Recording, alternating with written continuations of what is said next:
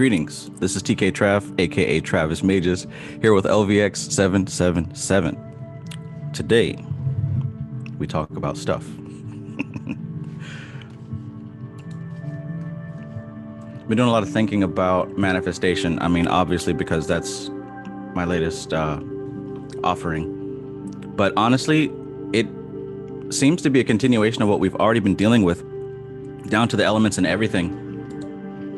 You know, if you guys recall reading any of these magical books, from Ophiel to anybody, the core elements, the ingredients in that mixing pot of reality are the elements and nothing else. Prakriti is composed of the elements, but the thing is, the hand that stirs the spoon is known as Purusha, or the soul. So when we talk about manifestation, what we really are talking about is the ancient art of understanding how reality works. And how does it work? There is an element of your will that directs the natural elements of the earth. That doesn't necessarily mean your conscious mind. That includes the unconscious and the subconscious mind. The conscious mind is that filter that reduces all of the data into a tiny, tiny fragment of input. The decisions that you and I make right now in this moment are the result of an infinite amount of data applying pressure upon you at once. But we'll get into that for sure. Flora, how are you? Good, how are you? Very well, very well. Would I be correct in saying that there's been a lot of synchronicities and things of that nature happening with you? Yes, there have.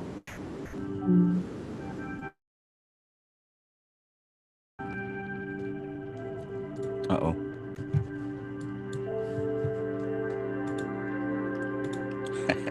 There we go. Was that affirmative or negative? Affirmative.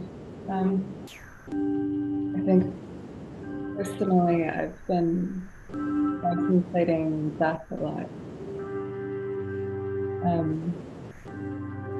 And specifically that feeling of aloneness.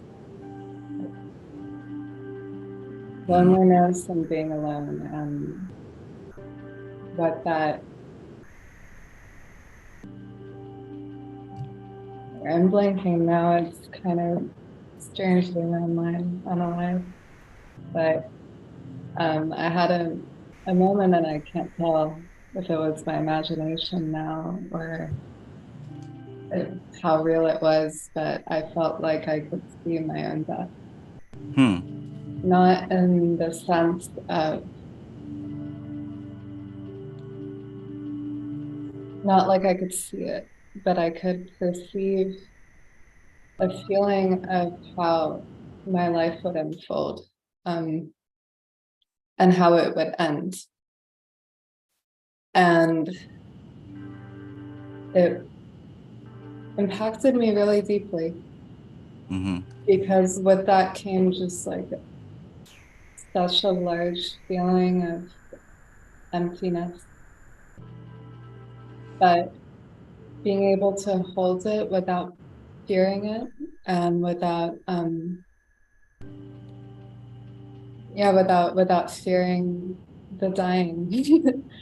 And then from there came this experience of just like how an understanding of how I fill my space and how I fill my daily life to distract myself from the fact that I am alone. That it's just me in here. And I realized that the way that I've been approaching spiritual practice, and with gathering knowledge and gathering all of this information, it's in a way to just fill my awareness with like to feel less alone. It's like to gather all of these different people and these different energies and all of these different things to distract myself from the emptiness. And then I from there, it's just been like a feeling of like I like seeing how I pay attention to understanding how attention works and how it um just like watching everything like the kaleidoscope, trying to grasp the attention constantly, and like being able to step back. And from there, I guess anything really is possible, you know?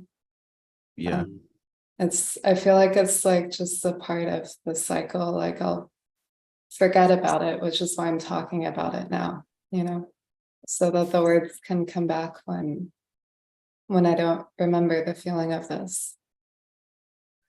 Do you follow, or can you add anything to this that would make more sense or meaning?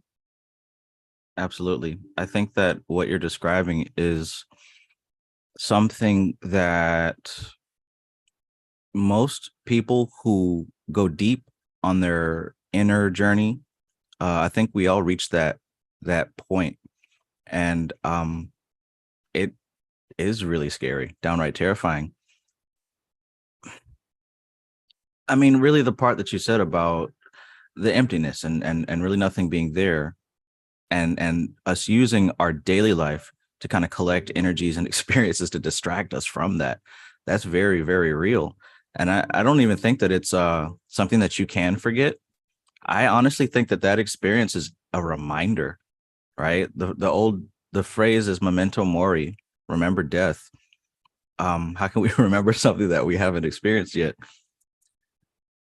That which you're describing from my studies and hell experience, especially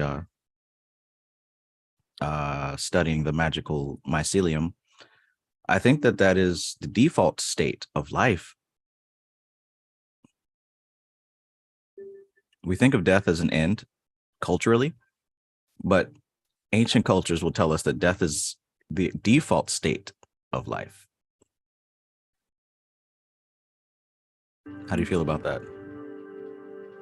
And I heard this theory from someone that I really enjoyed, which is the idea that our life is a donut, and we're born, there's the bright light, and you follow this tunnel, and you reach the end of the tunnel, and you reach birth again, and you go through it, and it's just a donut. Yeah. Or you move on to the next donut, and sometimes you have to repeat the donut. Spiral. Hopefully a spiral. And I wonder, you know, those moments, well, that moment, it felt just so real. Like I could perceive the end of my life, and I could feel it in my whole body. And I could feel like I was in another timeline, or I was like jumping to another space that did not exist yet, or it had already happened, or it was like, I don't know how I can't really trust my mind here, because I think that the imagination really likes to grasp and expand and like totally make it into its own thing. Mhm. Versus like it's not really real anymore, you know, just talking about it, it's not real anymore. Oh my gosh. But yeah, it is the default state of life. And I think that part of this practice and the way that I've been approaching spirituality, it's just how can I get more comfortable in that emptiness without running from it. Yeah. That's what the practice is for, right? They call this a practice, Mhm. meditation practice, spiritual practice. The practice is learning to acclimate to that void state. Hmm. Wow. I had something, but it ran away from me for a second.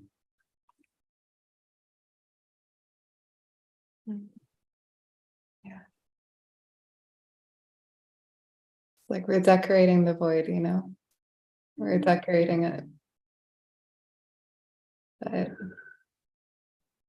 yes. Yeah, go ahead. Yeah, that's pretty cool because that's what I think. Like that's what we're practicing for. We're learning how to make the transition and still be alive, dying and being alive. So that's what all the meditations and everything comes to play. You know. Yes. Thank you. You just reminded me.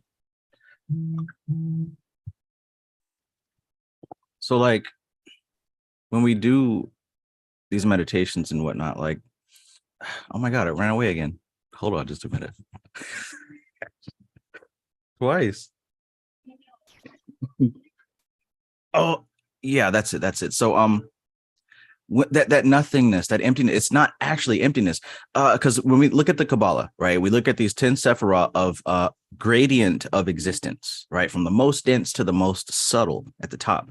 But there's even more past Kether. There's even more past what we would consider the highest experience of all, right? Even looking at the diagram of Tat Washuti, where at the bottom is the elements of manifestation and the top is pure consciousness. But there's stuff past that. And the thing is, it's not emptiness and it's not darkness. It's incomprehensible to the human mind. So when we try to comprehend it, we come up with nothing.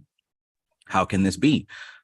This is why I love Tat Washuti so much, because Tat Washuti, to me, really gives a clear perspective on what metaphysical reality is. Metaphysical meaning beyond physical, right? Above and beyond physical. Most people get stuck because they try to describe non-physical things in physical terms, or instead of experiencing the cognitive dissonance of not knowing, we try to make it make sense and force it into little holes and groups and buckets. Well, the thing is, there comes a level of reality that the human mind cannot experience. So when we try to think of it, it comes up as nothingness or as darkness, right? But the truth is, we haven't developed, or we're not even equipped with the sensory equipment to pick that stuff up, mainly because it's not sensory, it's metaphysical. So like looking at a Tat Washuti, it's a diagram that shows reality in terms of the elements from earth, water, fire, air to Akasha. Now, that's all the five senses can cognize, because the five senses actually come out of those elements: earth for smell, water for taste, fire for sight, sound for touch, and Akash for hearing. So we have sensory organs built to detect sensory things, but that's not the end all be all. There's levels past that. In fact, what we know of as Om is this layer of vibration that takes those elements and it puts them out of balance. And when they're out of balance, they create things to experience. But if you go past that level, there's a level where Om hasn't happened yet. The Big Bang hasn't happened yet. So all the elements are in perfect harmony, right? And that's not even the highest level. Above that is the consciousness which perceives those elements.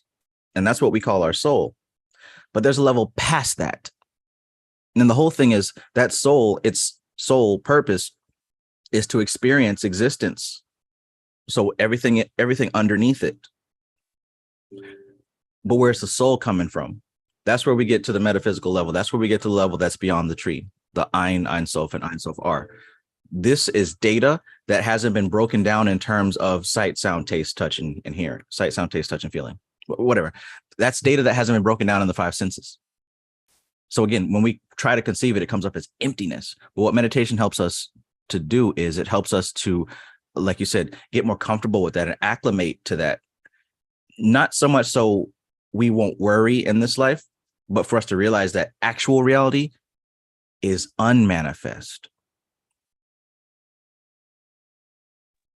Actual reality is unmanifest. I think in my experience with this, it felt like a glitch. But what it is trying to pull back far enough to see where the elements come together within my own self. I don't Yeah, like it's beyond words. I can't really speak it. But I've been contemplating metaphysical texts a lot, so this is helpful. Thank you, Travis. Thank you. In fact, this isn't even something so foreign because we really visit this every time we go to sleep. The reason we can't remember our dreams is because we're sending those very same levels. Science even has it all mapped out to where you go to sleep and your brain goes into these different wave patterns. Alpha state, beta state, theta, delta, whatever. When we actually dream, we're in a place that is still composed of the elements, etheric plane, astral plane, whatever. But when we go into that deep level of sleep, that's when our consciousness returns up closer to its source and it's not experiencing any elemental disturbance. That's why that deep, deep sleep is dreamless sleep. And there's an ancient Tibetan practice, and even in the Bihar school books, they tell you that the higher levels, the mastery levels of meditation comes in retaining consciousness at those levels of dreamless sleep. So again, yes, we are doing this work to prepare and to become acclimated with that state of so-called nothingness.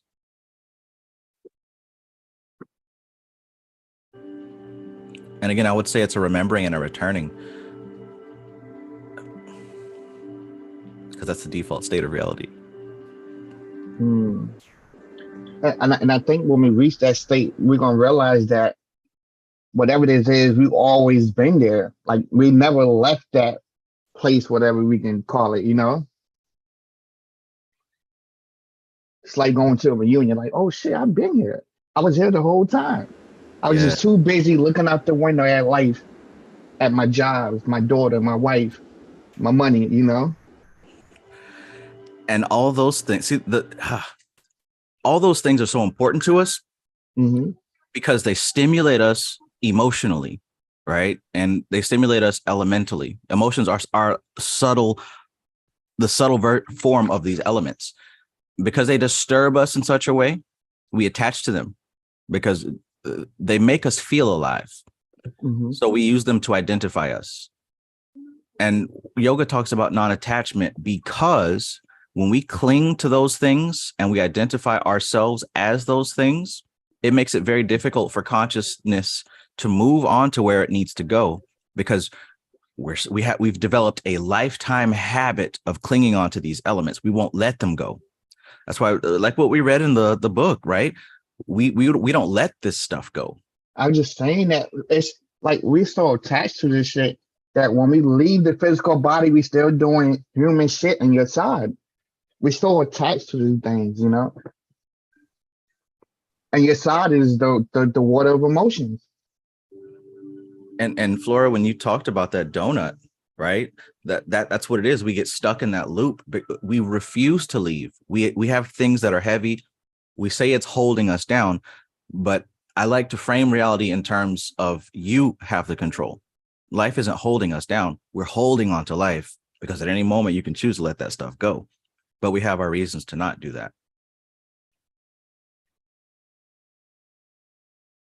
I mean, I feel like what keeps me here, at least through most people, is to experience the power of being able to manipulate and being able to cause change. Yes. Through the elementals, like you said, just being able to manipulate reality and touch things and move things around and actually experience creation and being able to share the joy of creation with other people. I'm an artist, and last night I presented my work to a group of people, and I had the opportunity to explain where it came from and how I ended up creating the system that I had created, and the feeling that the particular style of drawing that I've done, it feels like I'm channeling something through me, and it's just an act of like clearing out my whole system and creating something that to me feels beautiful, and it causes that experience of beauty in others. if they're open to receiving what I have to give. And I feel like, for me at least, like in my own life, it is the joy of being able to share and being able to receive other people experience of me to me. You know what I mean? I think it goes back to that sense of being alone. It's like, oh my gosh, I'm all alone in here until I'm able to create something where I can experience other people sharing with me and other beings being there with me. That's the loop, I guess. That's what I'm experiencing.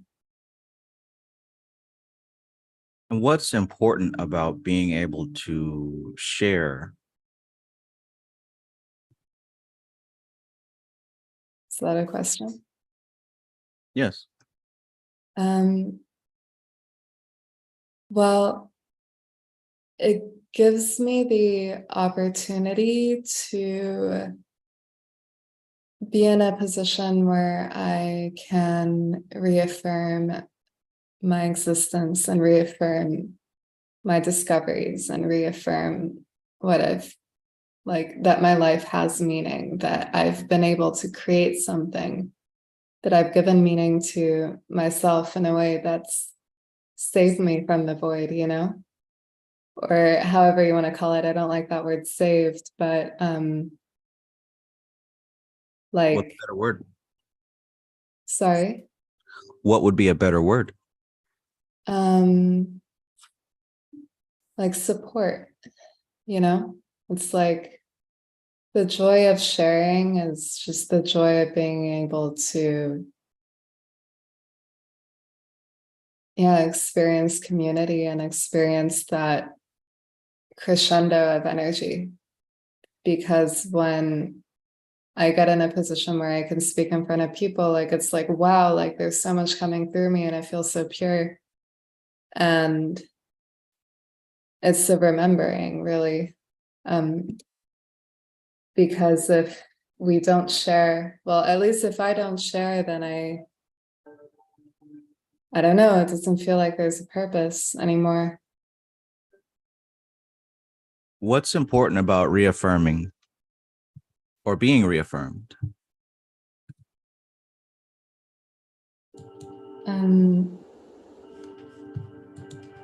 Well, I guess that's how the ego and the personality or the different aspects of self get to stay alive. It's like a plant. If you don't water it, it dies.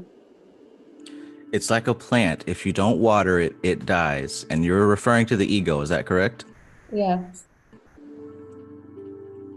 I think that's an important thing to remember there. So what's important about watering this plant and keeping it alive? Well,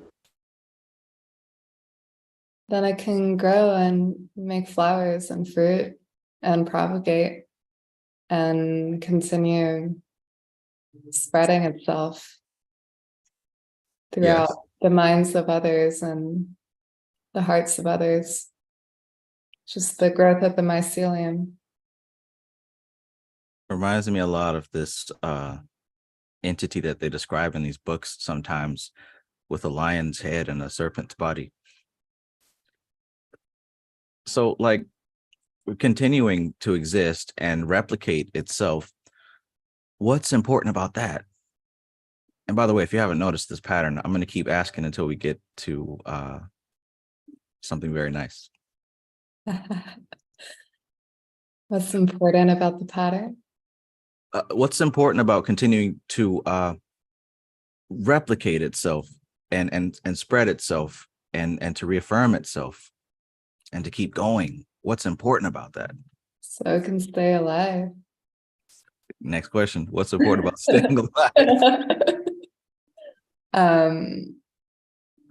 What's important about staying alive? Well, to experience being the senses, touching, feeling,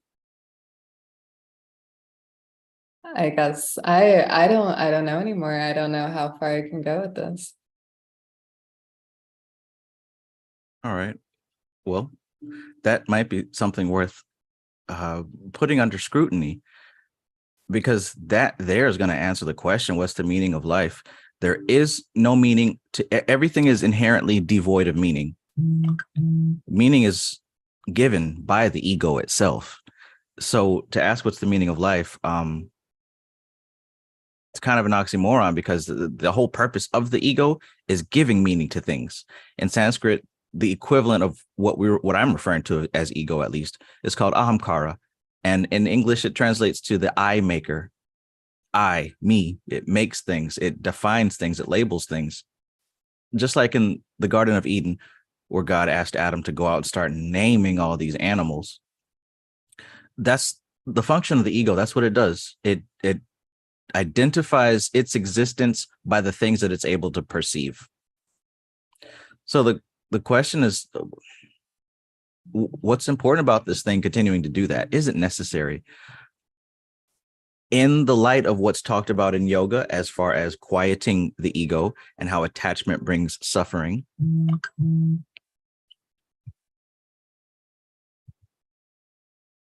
where I'm going with this is not necessarily we just need to give up and stop living. But what I'm saying is that in the beginning of this conversation, we were referencing something that was beyond existence, right? We were referencing something that's beyond manifestation. We were referencing a darkness, a nothingness, a void.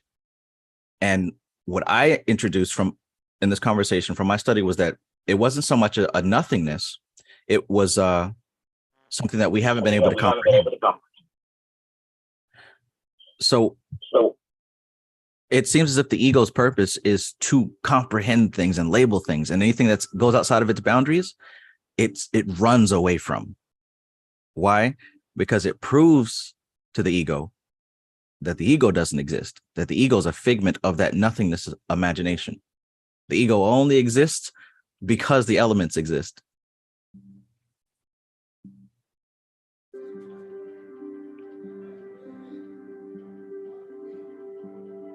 And that makes transformation a lot easier, doesn't it? I think so, at least. All right, I'm gonna go. Good night, everyone. Thank you.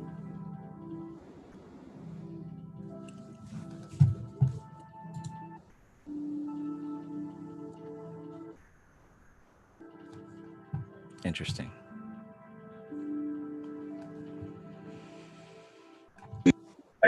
There is.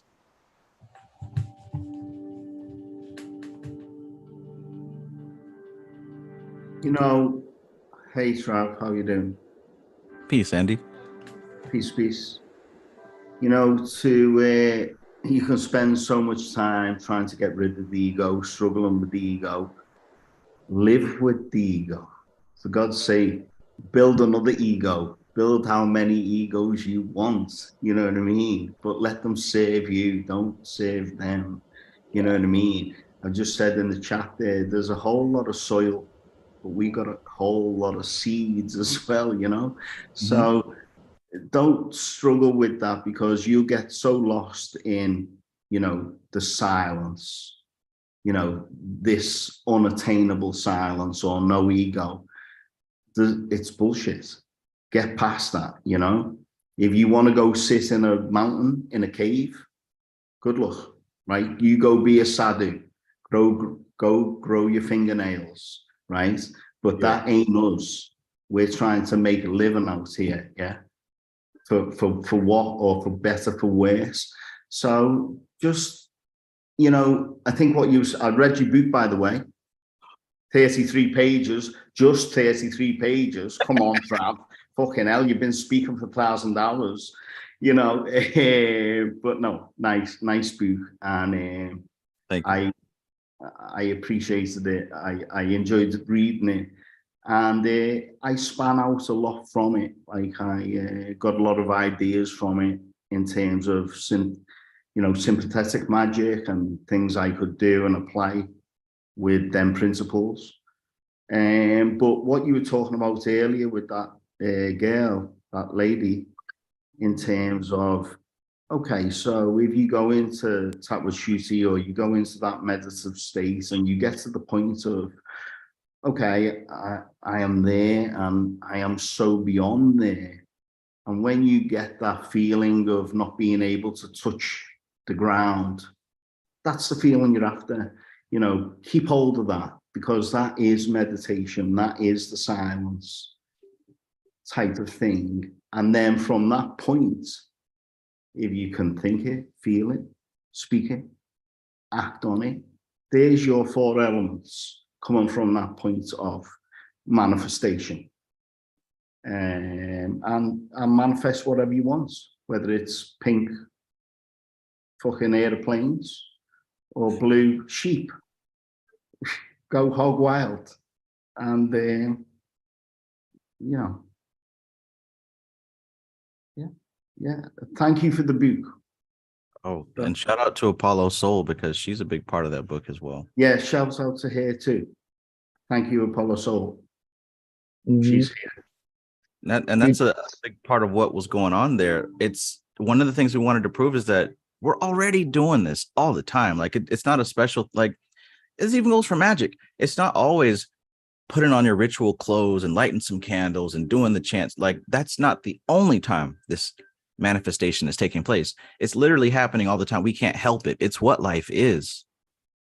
But the thing is, directing that process and getting intentional results as opposed to repeating what we have been repeating all our lives.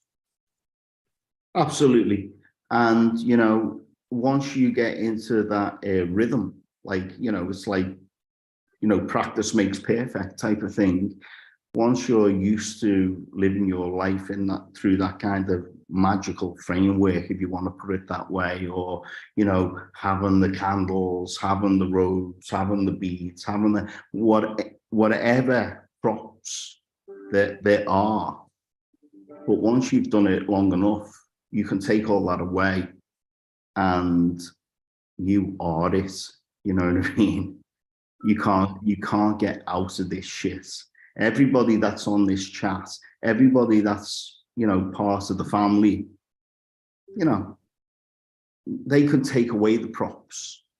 You ain't getting out of it now. The door shut behind you a long time ago. So enjoy it, live it, relish it, and use it. Hell yeah. Yeah, your book was awesome, Travis. You and Apollo did a good ass job. And I like how you made it real modern. It wasn't too in the clouds, too air element, and all you got to do all these crazy rituals. It's like, look, you can do this shit today, right now. It was just plain and simple, you know? That's what I loved about it. Thank you. Excellent work. Thank you. Be honest, I was very nervous about it, but didn't let that stop me. And I'm very happy that you got value out of it.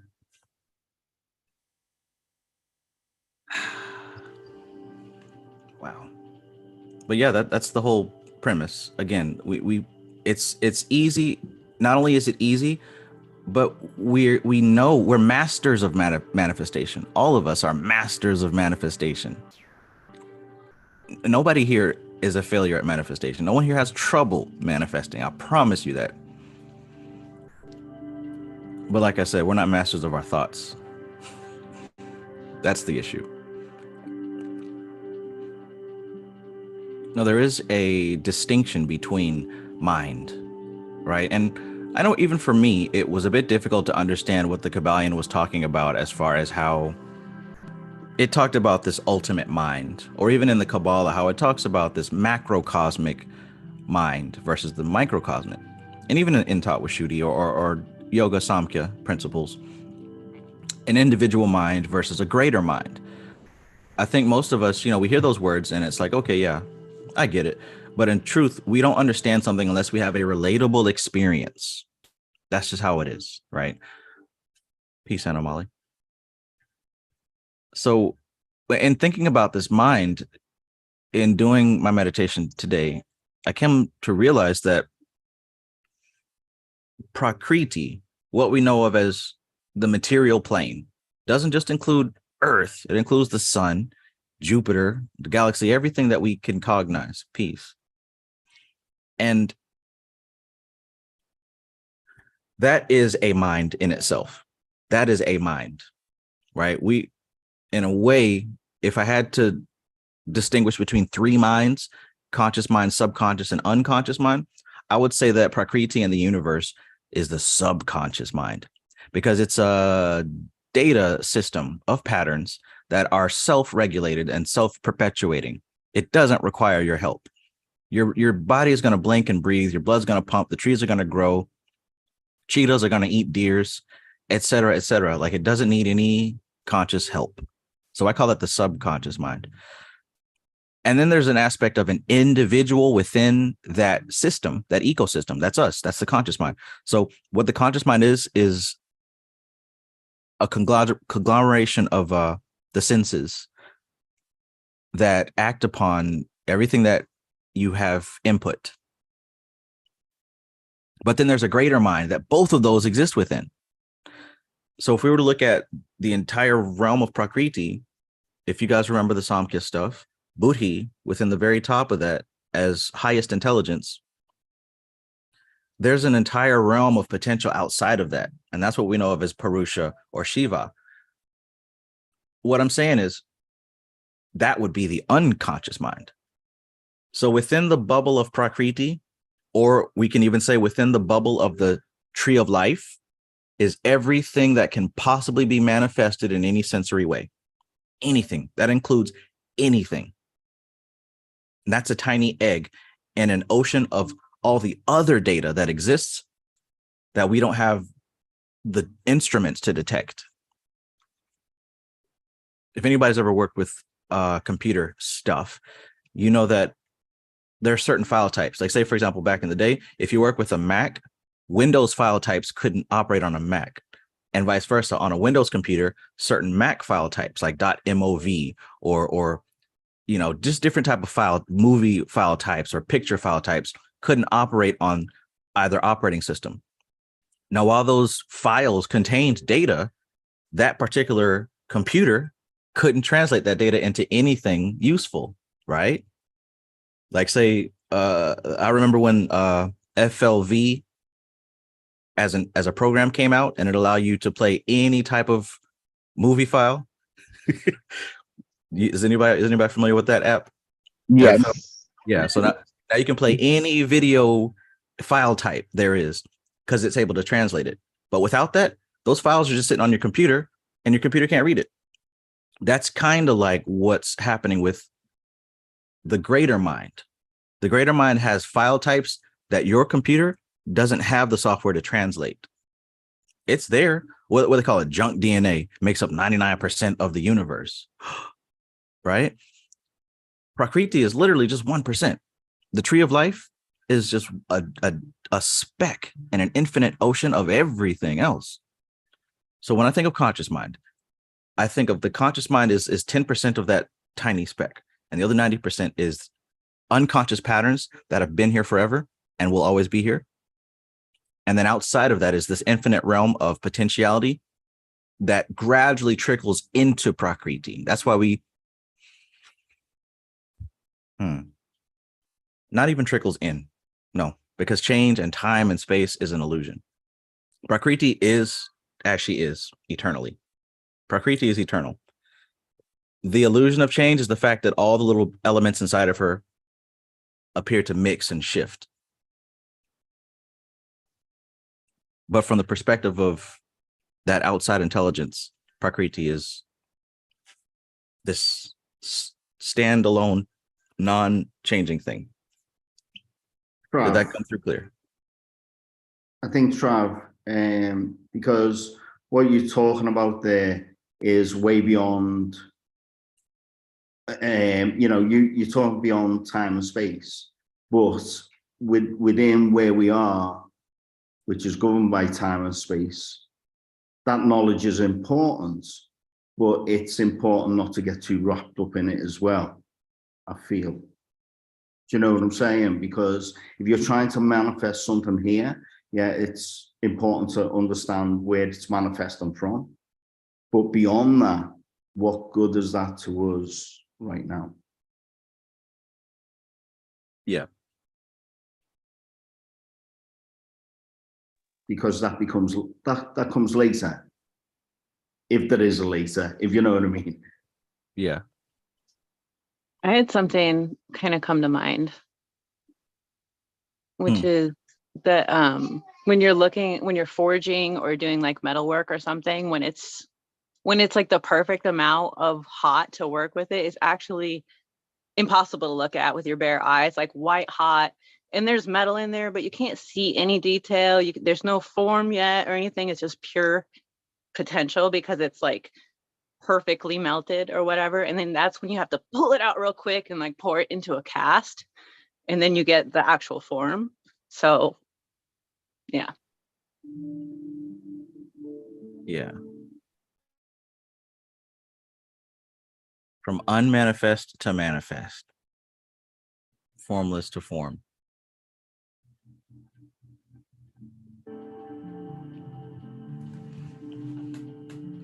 And excellent point, Andy. What is useful? What is appropriate?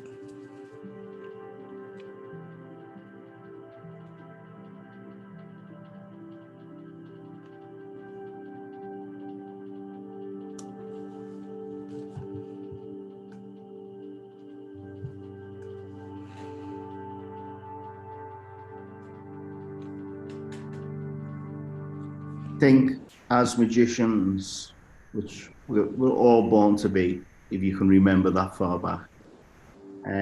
It's absolutely so important to know all of these things. But don't get lost in the fluff of it. Don't get lost in the esotericism of it and not take action. Do you know what I mean? Because at the end of the day, going back to, the book, the manifestation book, at the end of the day, it's very elemental, and it is think it, feel it, speak it, act on it.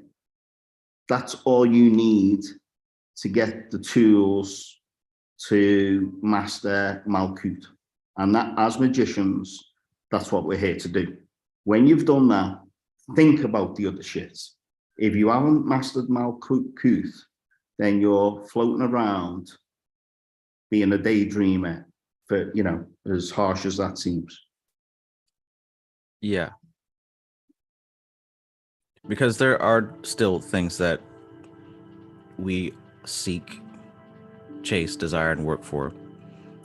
And also, this type of information can easily be used as an escape from those things that not only we lack and are chasing after, but also the things that hurt and we don't have a solution for. It's easy to use this information as an escape from that, for sure. Totally. I might think I can manifest this and manifest that and sit back and think, oh, I'm clever. But then I go and talk to me mother like shit.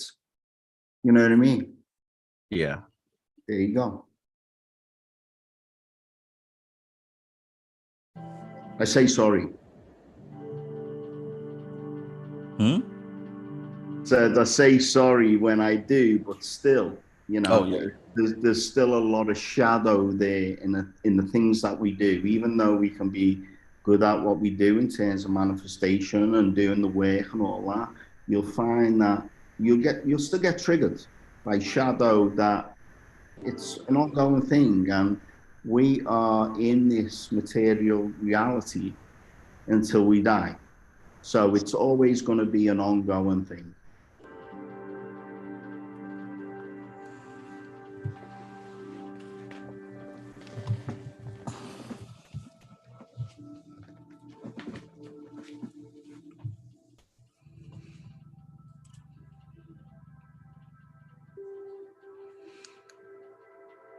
Manifestation is the process of life and these elements evolving into other elements, of one thing turn into the next thing. Another word for it is karma, right? Contrary to what the TikTokers and the Twitter people say, karma doesn't necessarily mean a punishment is coming your way. It's simply the process of the evolution of these elements. Now, that evolution can be guided by the subconscious mind, meaning the patterns that are already here. Because again, Mother Nature doesn't need our input to be what she is.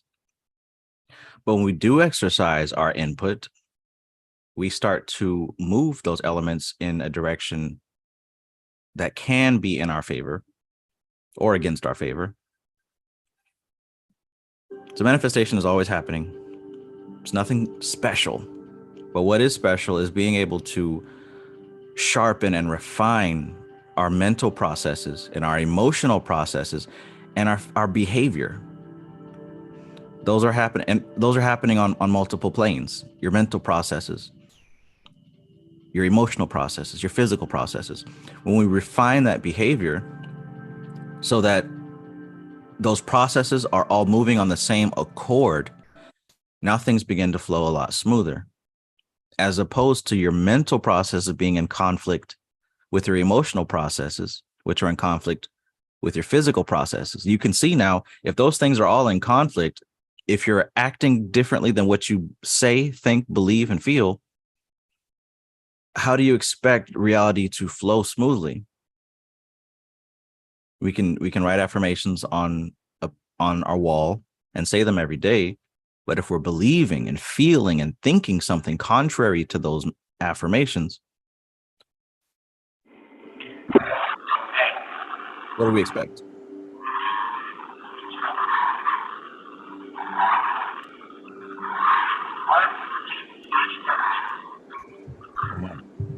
Is that Darth Vader? I think so. Good one.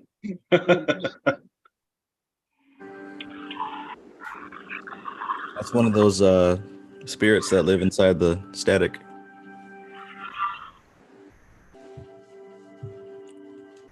Asking for hot dogs.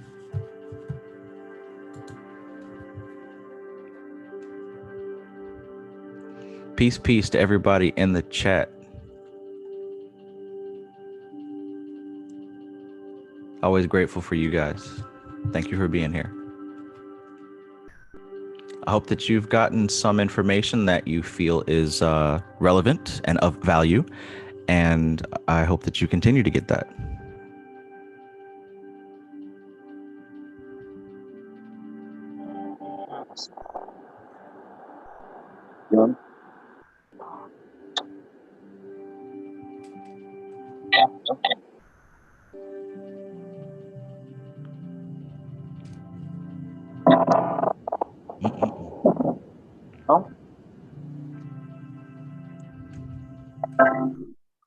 Nefrayu says, believing is seeing was a fire quote.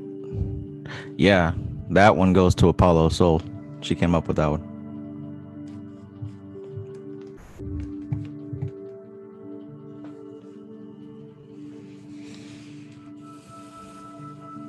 Let them cook.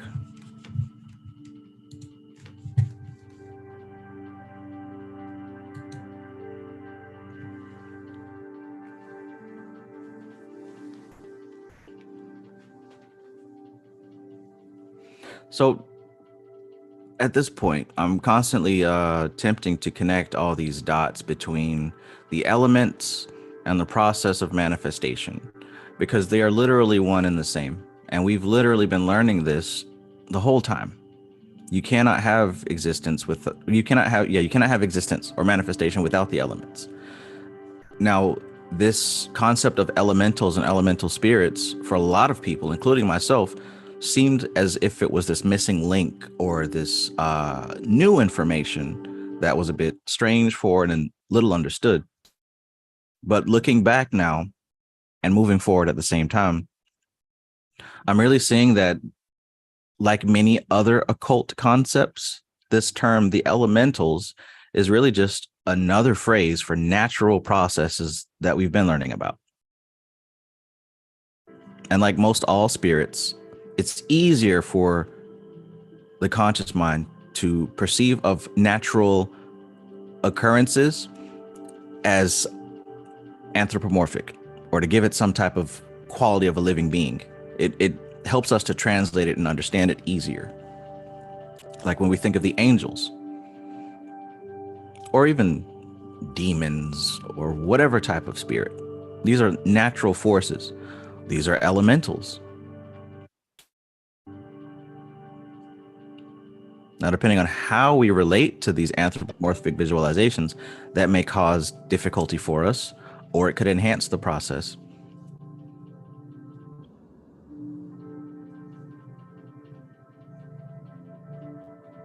But it always helps to keep in mind that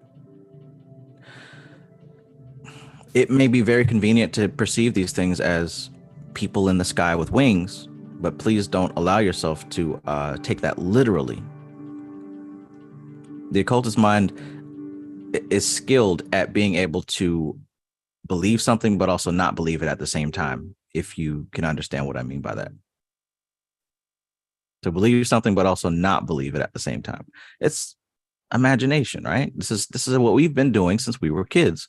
When you picked up the little action figures and you're interacting with other action figures, you know it's just a piece of plastic, but something in you allows this piece of plastic to become something alive. You've given it the life force. When I played with my toys, I gave it life. And I'm sitting here interacting, having this conversation between raw matter, but I've given it life. Now, I would make an error to think that these things are actually alive and have a life of their own. That's where I would make an error. But I can gather a lot from this experience. Same thing as working with these spirits. And again, we've been doing this since day zero. Something that I just noticed earlier today, like on like personifying the elementals, like I know that when I walk past a curtain or something, it moves, even if I'm not touching it. It doesn't scare me like it would like a toddler or baby. They move past something like, what the hell just happened? And for a moment, I thought of them as like what are the air ones? The sylphs. Mm-hmm. Yeah. And so I just imagined it like I'm surrounded by all these little sylphs, and my little crowd of sylphs just bumped into the curtain. And I just kind of like stood there and waved my hand in front of the curtain for a little bit. And like it was kind of funny because I kind of felt like a little kid. Like I clearly don't think there are sylphs flying around me, but it was really fun for a second. Yeah. Yeah. So that resulted in a feeling, that resulted in an experience, and that is real. Yeah, and it made me notice. And the noticing is a really valuable part that I wouldn't have done if I had not personified it. Mm-hmm. Or I wouldn't have noticed it as much. Because I wrote that off years ago. We know like that just happens. Like it just is natural. Fabric's going to move when you get close to it, or if you blow on it or whatever. It's like, oh no, my lungs are full of sylphs and I can shoot them out. I mean, hey, if it works, right? That's my powers. And to add to that, what the Unfortunate said in Mystical Kabbalah, even though we may take the curtains moving, right, and personifying this air spirit, moving it for us or whatever, or even me playing with action figures, right, or anyone collecting figures and saying that that is a representative of a spirit that they're working with, it's not simply just make-believe, right? Yes, this is a piece of plastic. Yes, I endowed it with life based on my awareness. Yes, it's just a curtain that moved. And yes, you did endow it with your own perception of a spirit. But that there's more to it also. There's a third element to it. The space created in between the piece of matter and my belief, there's something created now. And if I do this just right, some degree of unmanifest consciousness can come and inhabit this relationship that we've created. Mm-hmm. See what I'm saying? So it's not that it's simply just make believe. When I give this life in my imagination, that creates a workshop for a higher consciousness to come into and possess that. Now we're talking about working with spirits. Now we're talking about magic. So it's not just my imagination. It's not just that this piece of plastic. It's the relationship.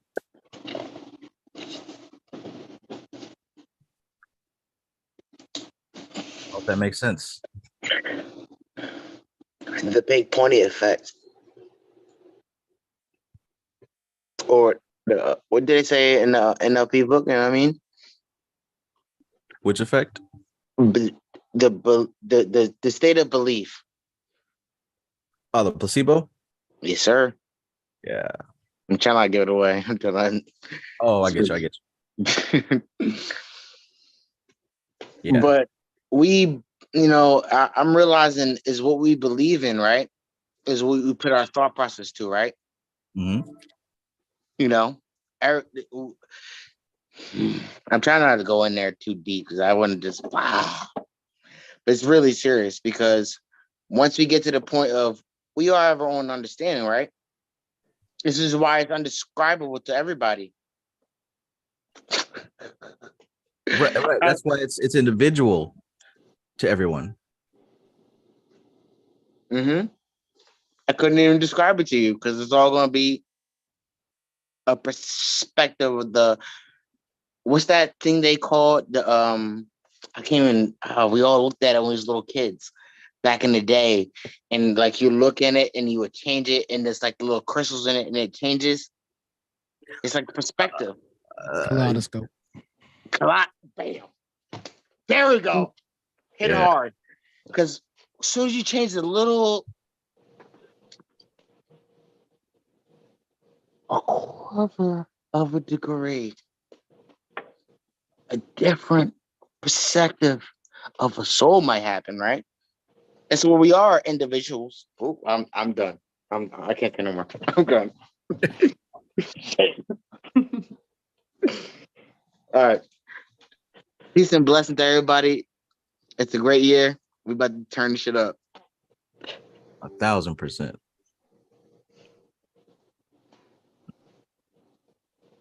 Peace, Stuffed Dog. I see you got the setup, the microphone coming through nice and clear. Now it sounds okay. Yeah. All right. Peace. Everybody. Peace.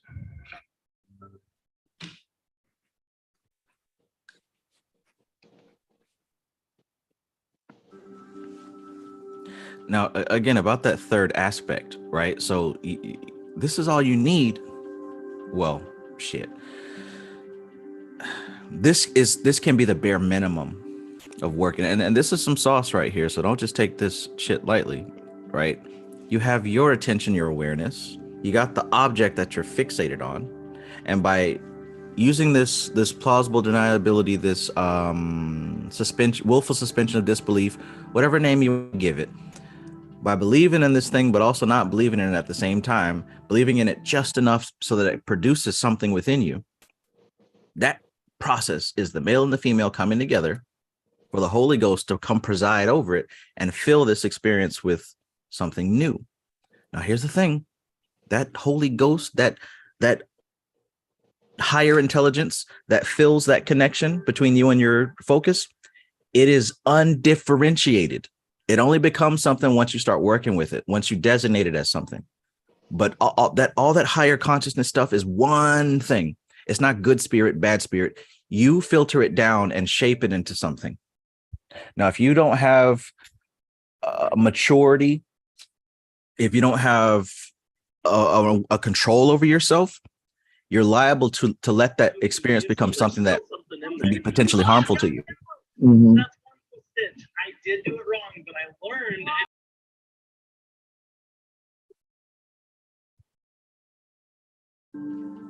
I hope that was caught by someone who may not have had that in their Easter basket yet.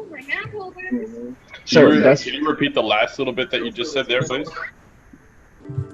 Uh-oh.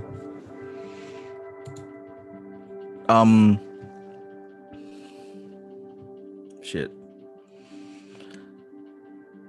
Yeah, basically, but the relationship between the observer and the thing observed, right? We talked about dharana before. What does dharana mean?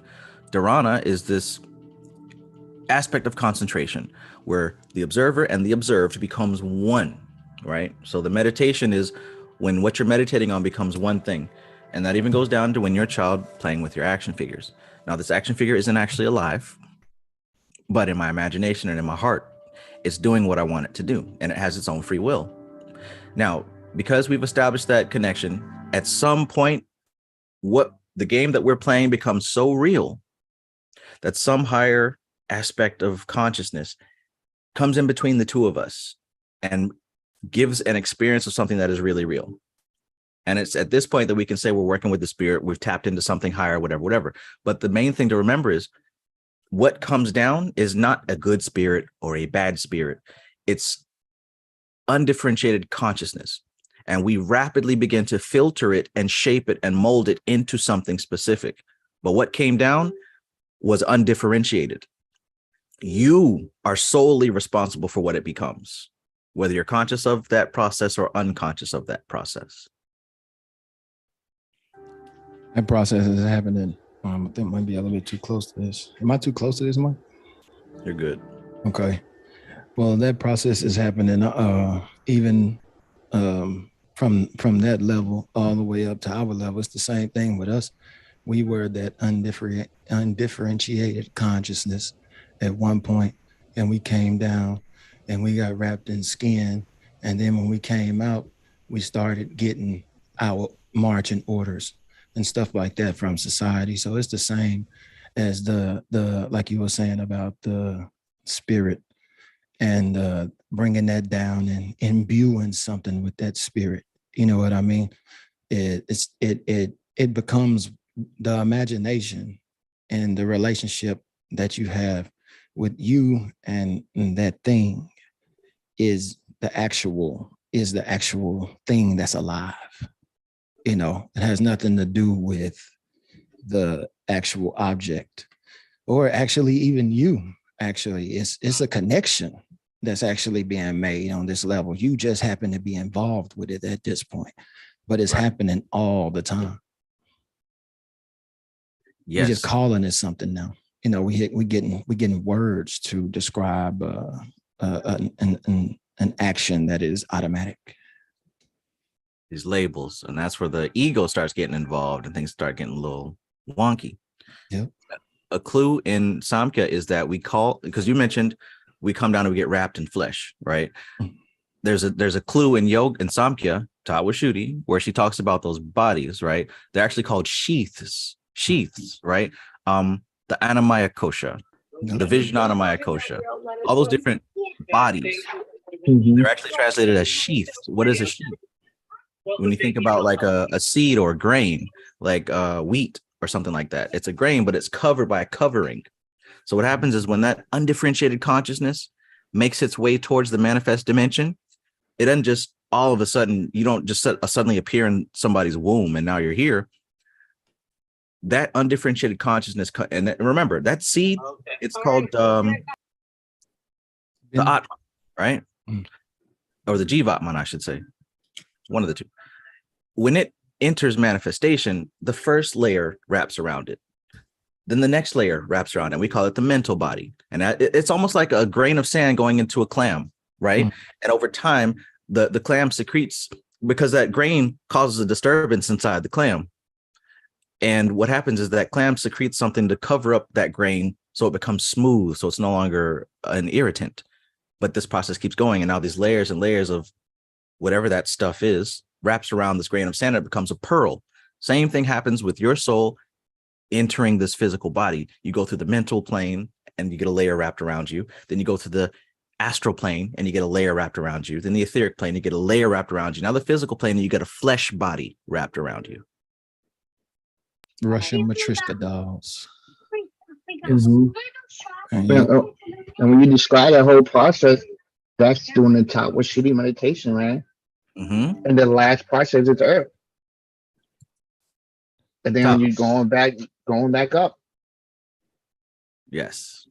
The Tawa Shuddhi meditation is the process of unlayering, unwrapping that those sheaths until you touch what the original thing was, the soul.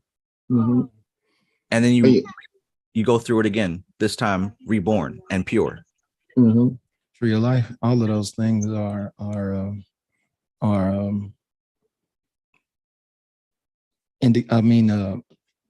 ways of looking at that process. You know what I mean? All of that There's so many different ways of looking at that process, so many different systems, but they all saying the same shit. Yes.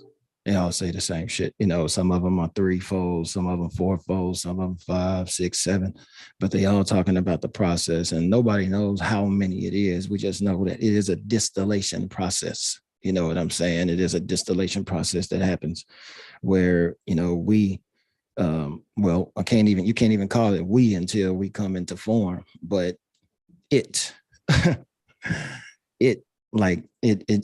that pressure that what's her name? You know what I'm talking about. Oh man, what's her name? We just read her. It's right on the tip of my tongue. Dionne Fortune. Yeah, she described God as pressure. Yeah. You know what I'm saying? And it pushes, you know, that consciousness into all of those forms that Prakriti makes.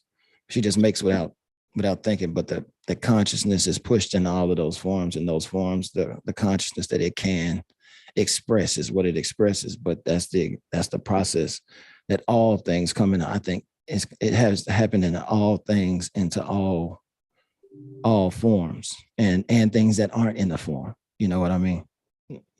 It's a distillation process, almost like condensing, like water condensing on the other side of a glass. Yeah.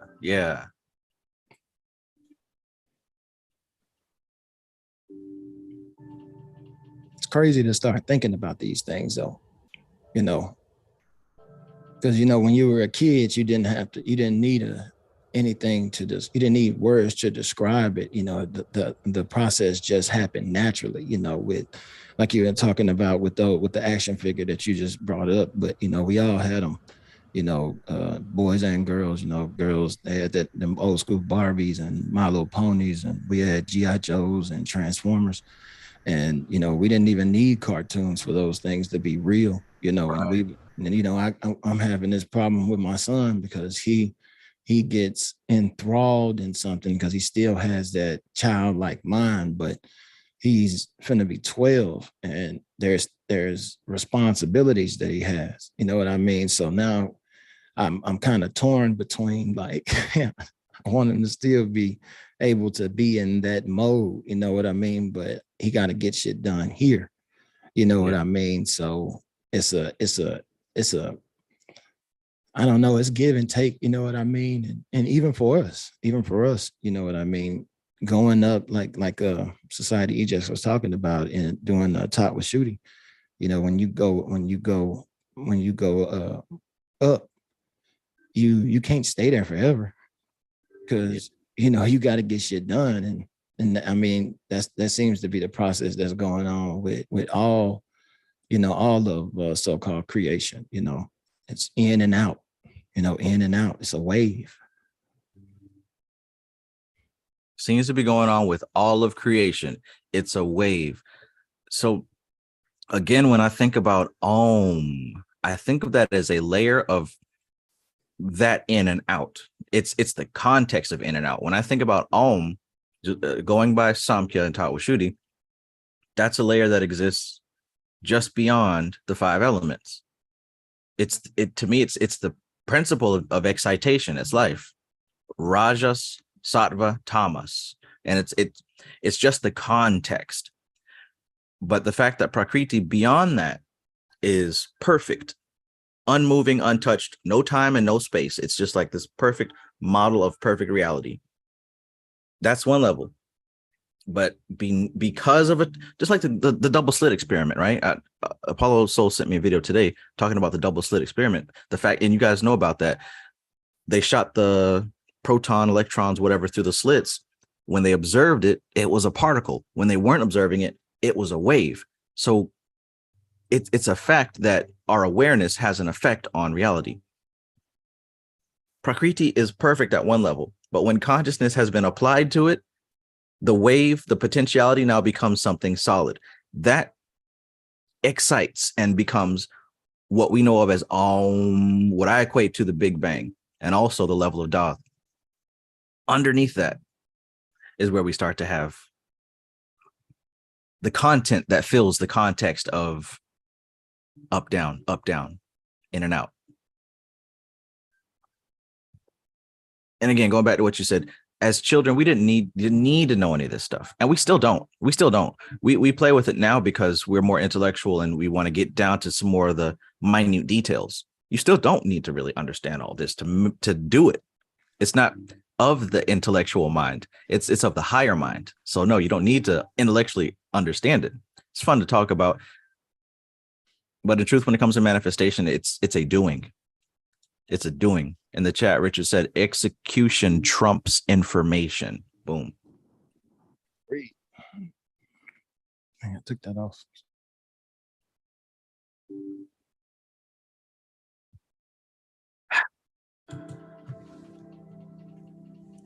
Where my dogs at?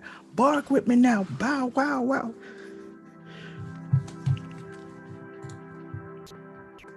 Things change and rearrange.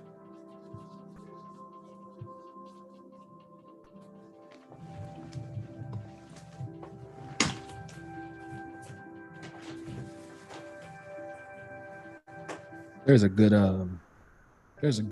video show on YouTube. It was it's like a car, it's like a, what's it called? Robot something. But it's like an anthology of like these cartoons.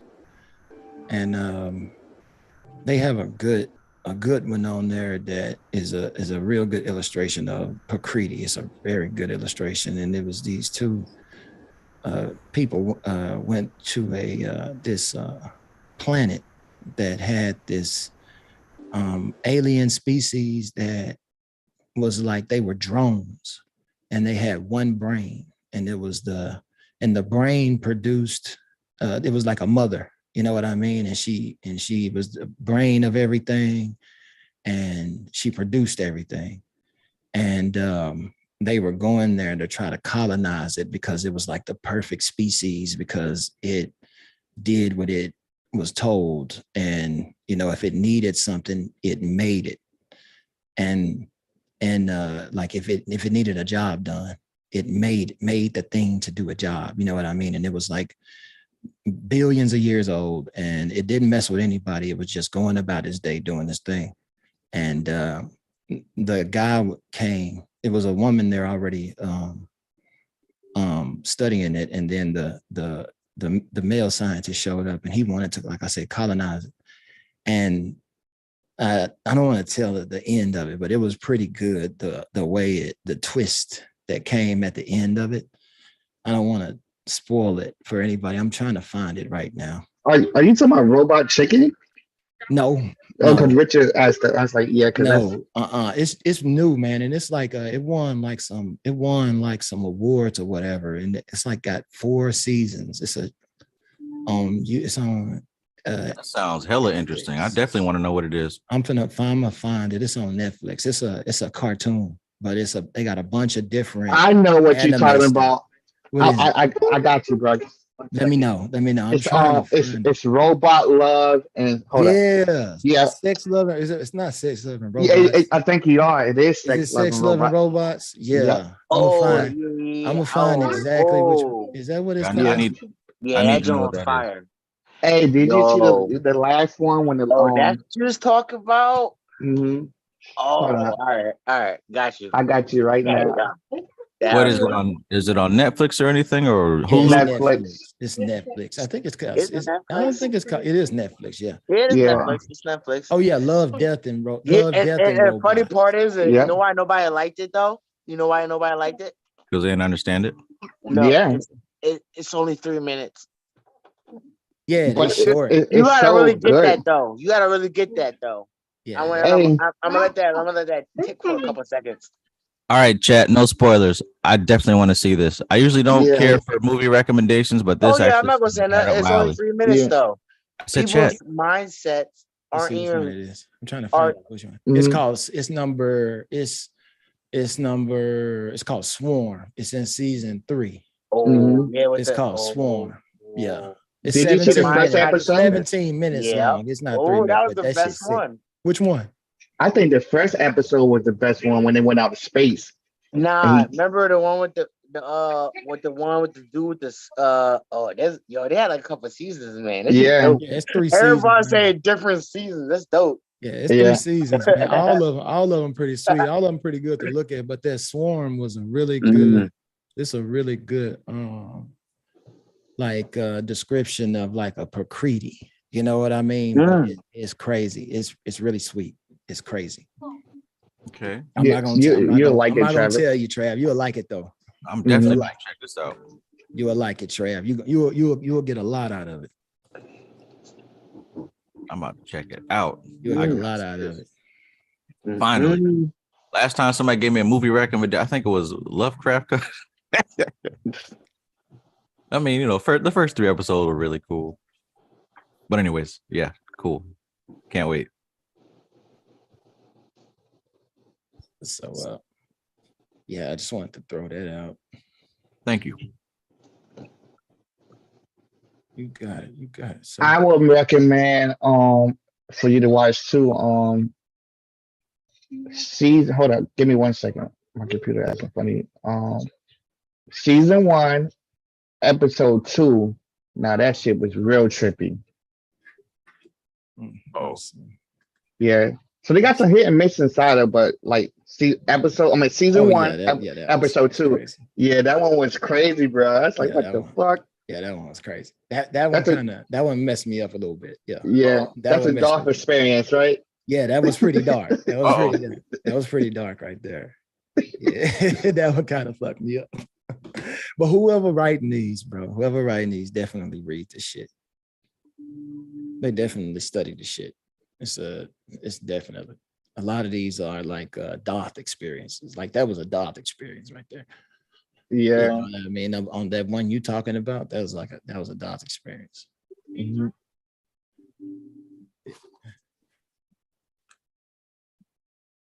And these headphones are meant to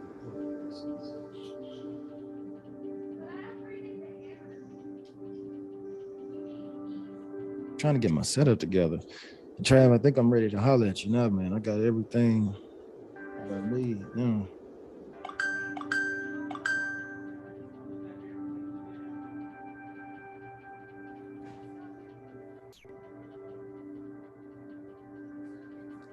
Trav in here. I think I'm gonna run the show.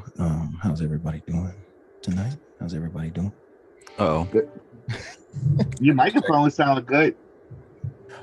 Appreciate it, man. Appreciate it. I can't take credit for it. I mean, it's sure. What was that? I had to check on the miniature humans.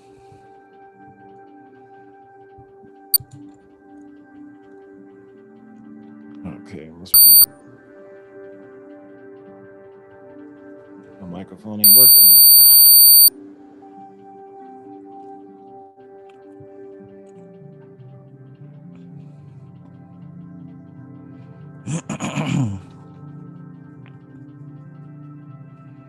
I'm not getting feedback. Yay.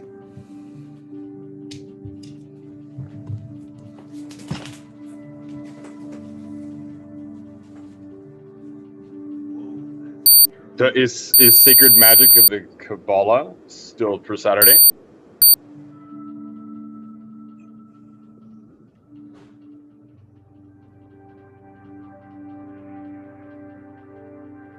I think he said he had to go check on the little munchkins around the house. All right, I'm back. Hello. Richard had a question. Are we still doing the book read Saturday? Absolutely, yes. Is it still the Sacred Magic of the Kabbalah? Yes. Awesome. I love that Unseen Forces. I was reviewing my notes, and and then I was so inspired that I got the Secret Teaching of All Ages. Yeah. And holy shit, that guy is an occult master. And I hang on, I'm getting 1 sec. Manly P. Hall, that's an OG right there. Yeah, the secret teachings of all ages will fuck you up. Anybody else getting double feedback here? Yo, Stuff Dog. I was listening to that earlier. Honestly, I was listening to somebody read Secret Teaching of All Agents of They were talking about the what was it talking about? It's like the 12th chapter, I'm pretty sure. And they're talking about oh, so deep. It was like because they skipped the other one, but it was talking about like shit. Oh my god, it was so deep because there was so many of them. It was the plants. You can look it up. It's 12th chapter, I'm pretty sure, right? Somebody has the book. I don't have it yet. It's like 1,000 pages, right? Woo! Oh yeah, I don't Yes, have that one. sir. I have Man, the Secret of the Mysteries. That's the one I have. Somebody gave me that book a gift, but I can't. I gotta look for it.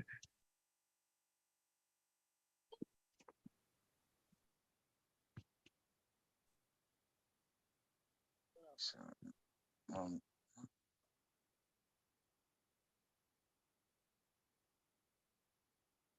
I didn't realize that I had YouTube open at the same time, and it was creating a dual feedback for me. And I was like, "What is going on?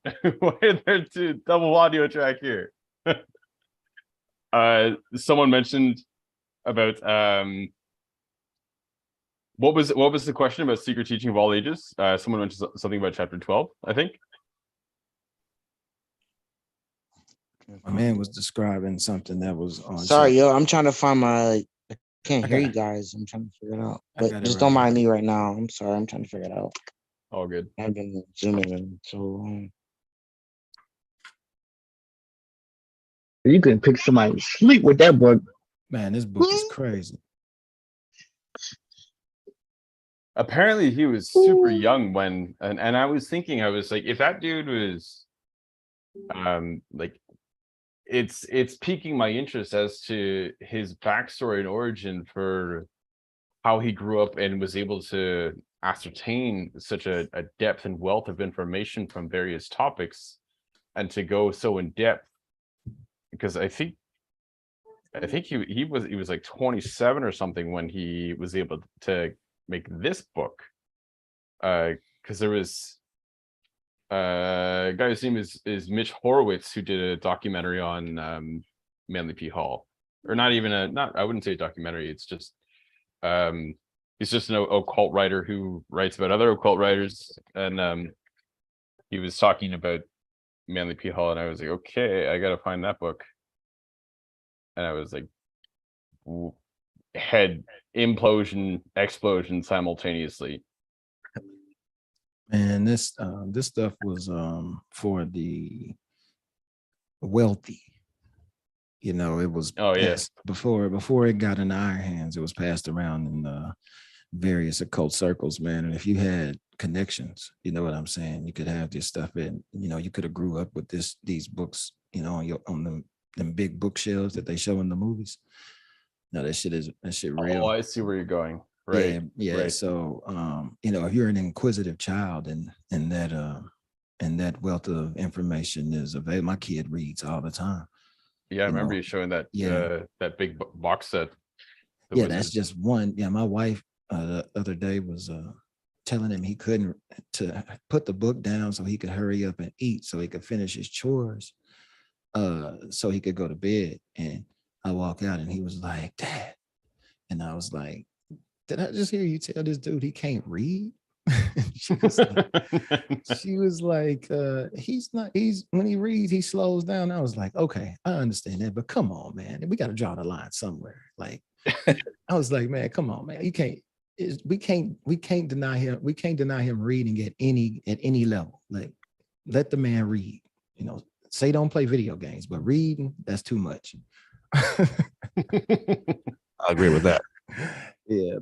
So yeah, but yeah, if you're a kid, man, and you got, you know, that kind of information, especially back then when there was no TV, you know, so you know, an inquisitive kid with a vivid imagination. I mean, you could go, and then people have a talent for this stuff too.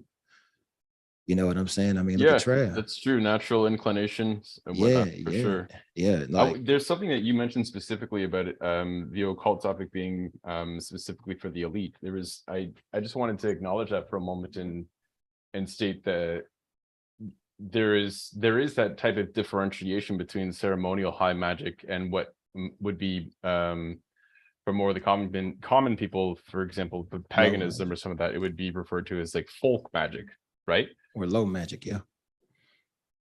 Oh, okay, yeah. So I guess you could say that too, because some of those higher magic rituals, it's just an exorbitant amount of time is required in order to perform those things, right? So for those who are fairly wealthy, who don't, and I'm speaking from way back in the day, for those who were fairly wealthy and didn't have to farm or things like that, who had much more free time, who had much more disposable time could spend their time doing things like carving elaborate chairs or something for like 6 months for a ritual or like that. You know what I mean? I don't think it actually, to be honest with you, in my personal opinion, this is mine. I don't really think it actually matters. I don't think there's a difference between low magic and high magic. The distinction is like the aim. Low magic is supposedly to get something physical or make a physical change, and high magic is supposedly, making a mental or spiritual or soul change. And but I don't like when we talk about it and saying the elite had time to carve those things and do all of that. If you go to the villages, they had time too. And they were able to actually make more headway, more stride in the etheric world than anything we've seen here in the Western world. You know what I'm saying? Because everything we get is a regurgitation of the things that they came up with. So I think, man, when you are so-called quote unquote the elite, and you do have this money and you do have these means, I think you put those to use just like anybody else. Anything else you got, you put those to use. You know what I mean? So they could have very elaborate setups and stuff like that, but you can achieve the same results with just a stick from outside in your backyard, a rock from the creek, and grab some wind out of the sky. Or an action figure. Or an action figure. There you go. Or an action Yeah. figure. Yeah, you don't need all of that stuff, man. That was just showing. I think that's just showing wealth. If you got it, flaunt it. You know what I mean? Is the axiom. So yeah, that's just showing off, bro. To make changes. And you really don't even need that any of that stuff after a while. It all happens in the playground of the mind. Right. Definitely true. So yeah, you don't need anything after a while. I didn't kind of stop. I did one this year, but man, stuff happened. So I was kind of hustling backwards because I always been able to kind of do this stuff almost like a child. You know what I mean? Like it just was a natural thing. I think here it is. And so I think, man, we can overthink. You know what I'm saying? Like we can overthink it. It's like, yo, I see it happening, but I want to know why. But I guess 10 years is, and the only thing I've learned is that I was already doing it. 10 years of study, and the only thing I learned is that I've already been doing it. You remind me of something I was going to say earlier, is that I see my kids manifesting stuff like easier than me, like all the time. And I'm just like, and they're not even going to remember. Just like some stuffed animal comes out of the bushes, like what? Like they're already doing it. We get in our own way, Anna Molly. We get in our own way. You know what I'm saying? And that's what I realized about myself. Is that you already doing it. You here, you talking to me, you manifesting something. Definitely That's trying to crazy. change that. I'm trying to change that habit. I do that all the time. Yeah, we all do. because we grew up and we grew out of the glitter and the glitz and the glamour, and we grew into the real world where people were trying to run us down with cars, and and it's crazy, man. But you things lock you into, like, now, you got a lot of earth. We were talking about, the elements, but when you grow up, you get grounded. You know what I mean? And so now everything becomes. You want to fucking snap it? Oh, I say, bro? My bad. The high mile wins. Heck yeah. You know what I'm saying? No, but No, sorry, my bad. I'll go ahead, bro. That's crazy. Me and Matthew were just talking about that earlier today. How, I can speak for myself. Like, sometimes in my manifestation, I overthink everything and trying to analyze it. That's like, bruh, just relax. But like you say, stuff, dog, it's a habit. Like, as you get older, you get so earthly that you're trying to figure out so much shit. And it's always happening. And it's gonna happen. Yep. as I said in the text, you're masters of manifestation. You're just not a master of your thoughts. Yes. Yes. And I see, like, when I was reading that, then I went outside to look, and I just thought, I said, yo, people manifest whatever they want, either bad or good. But however you look at it, they manifest it. And I wouldn't even compare manifestation as to say someone is doing it better than me or worse. Like, we're all doing it at the equal rate. We are all doing it at the equal rate. That's the context. The context, the structure of things is we are all manifesting. The content is what we're manifesting. Some people are manifesting the next day at the job that they hate. Complain about it, solidify it, believe in it, manifest it again.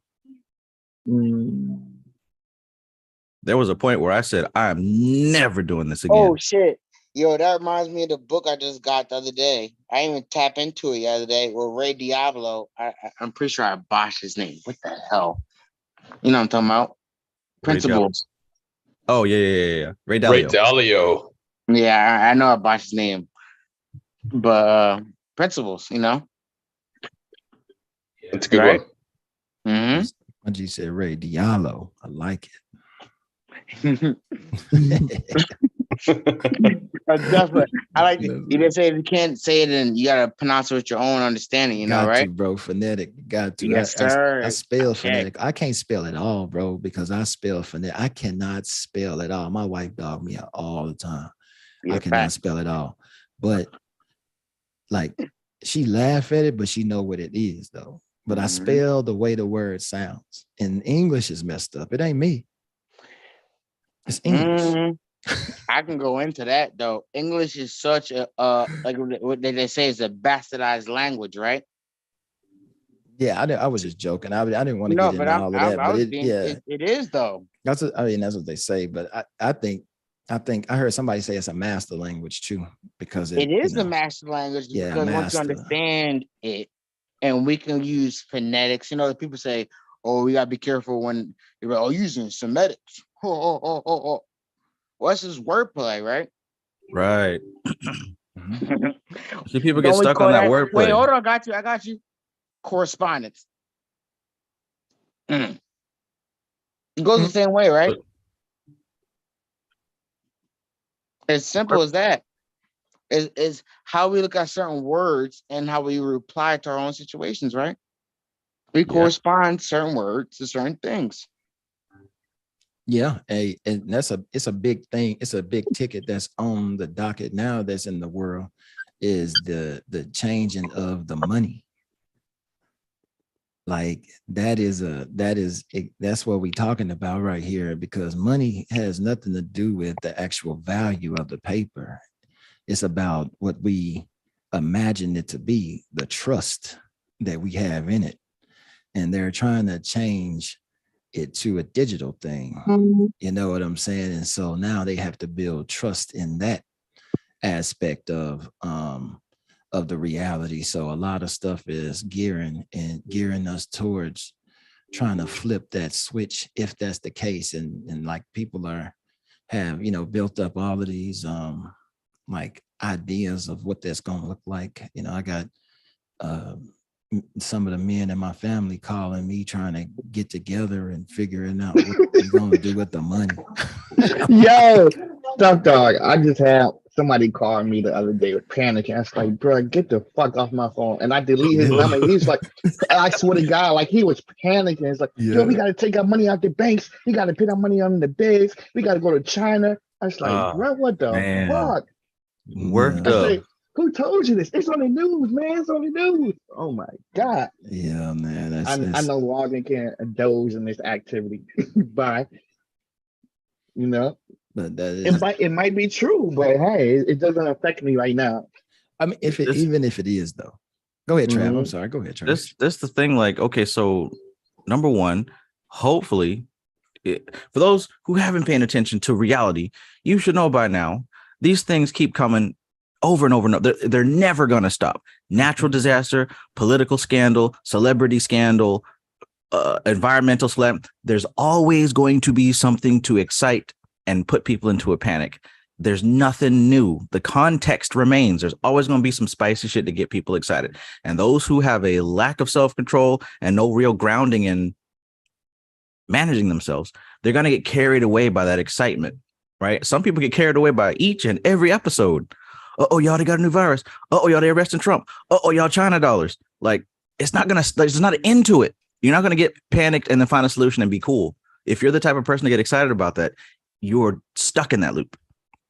No matter if the stuff is true or not, it doesn't matter. Who cares? Like, Prakriti and hell, your soul has a way of balancing that stuff out. Even if all the dollars just suddenly evaporated and now we have to use red Chinese dollars, you still got to go to work, pay bills, go to the grocery store, get food. Like, nothing that you do regularly is going to change. What's more important is focusing on how you are going to manage yourself regardless of what happens. If you can't tell the future, don't worry about the future. Worry about how you operate in life. We got to get together and pool our money. Like, to the logical mind, it makes sense. And really what we're doing is we need to do some type of behavior to feel like to relieve that stress, to relieve that fear, to relieve that panic. If we put our money together and we got to come together, build a community, you feel like you're doing something. Therefore, there's less panic. But in truth, nothing new under the sun. Life is going to keep being life. Nothing happens all drastic and quick like that. When was the last time something drastic and quick happened? Hell, even the whole epidemic shit was gradual.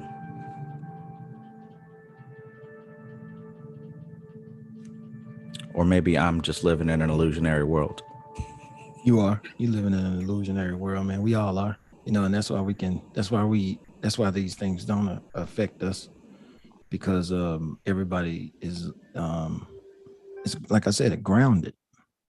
You know, there's a lot of earth out there. Everybody is being pulled, you know, in this way and that way, you know, and if you can somehow have a perspective that is above that is, like you said, it matters not. It is what it is. It's going to happen.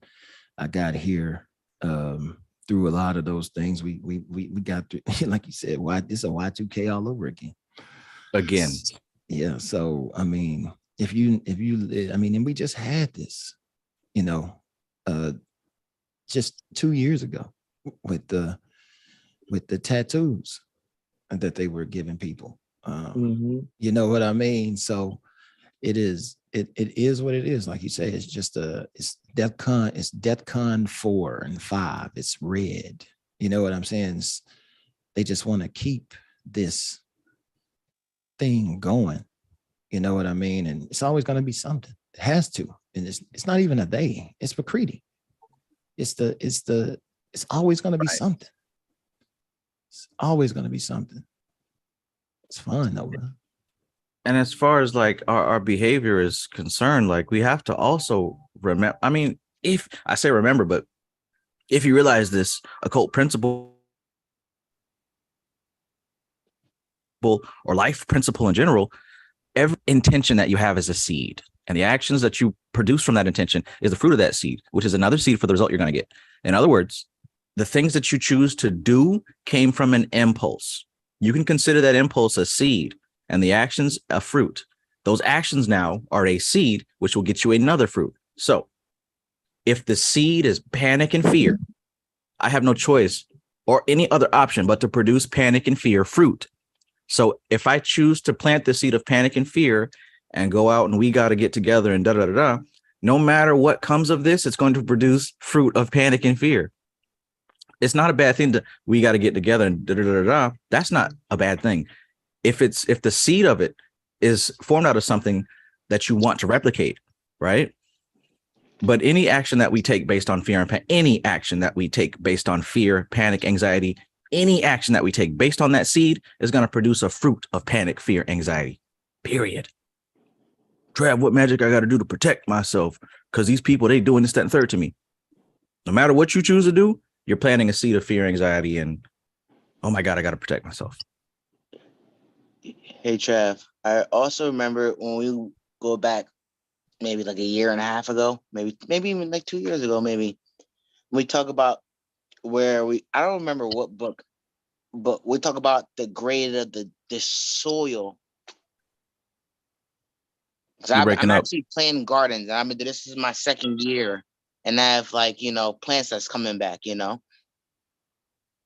Hold on, run it back. You're breaking up. Okay. Hello. I'm gonna bring it up. Hello. Or is that just me? I can So hear. you can hear me now? Yeah, I got you. I'm sorry. You good. But I was talking about, so this year I'm going back with planting. You're talking about seeds, right? And I'm Mhm. going back to about maybe like 2 years ago. And when we're talking about in our Vedic terms. And I remember back in the day, I actually remember a book now. Haha. Karma and Karma Yoga. Yeah. And I'm telling you, this has got to be that sharp. When they talk about how we plant our certain seeds in certain different type of different type of mixtures, right? Mm-hmm. And within the mixtures we plant, not everything that we grow might not be it might not be conducive to the land that we were trying to do. So we talk about a lot of people are trying to they want to sow love in the land and they go, oh, we're going to be all great in 2020, 2030. But people's mindsets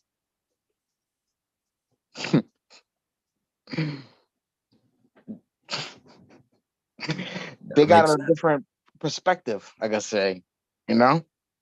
Yeah. The glass of that, but when we could turn one to another, we say, oh my, I can see beauty, It's all about planting, What are we planting in our garden? Simple. Right. Is this what you want to eat from? You got to eat what you plant. You eat. We still talking about manifestation. This is not separate, right? We still talking about manifestation. You reap what you sow. That doesn't mean if you do something bad's going to happen to you. Expand it. Every action that you take is based on a seed of intent. So whatever you're planting is what you're going to eat. You eat from your garden and you try to feed it to other people too. Mm-hmm. Yep. Manifestation never stops. Mm-hmm. It never stops. And I think that's like, I heard somebody say that was like the thing that they don't tell you. It's like, when you're feeling bad and you say or you have something to do and you don't get it done and you say, man, I can't do this. That whole process right there, you just manifested something. You know what I mean? You just manifested energy. It even talks about in the book we just read. How man is just a creator of all things, and it never stops. And it's a process that we're in, and it's a natural process that goes on. There's creation on all levels, and there's a level that our creations are on. And sometimes those things can come back on us. Depression and those kind of things, those have spiritual origins. You know what I mean? And it's, you've literally conditioned yourself to feel that way. Mm. You know what I mean? And it's something that is it's hard to see because it's a gradual thing. Like I said, all of it is condensation.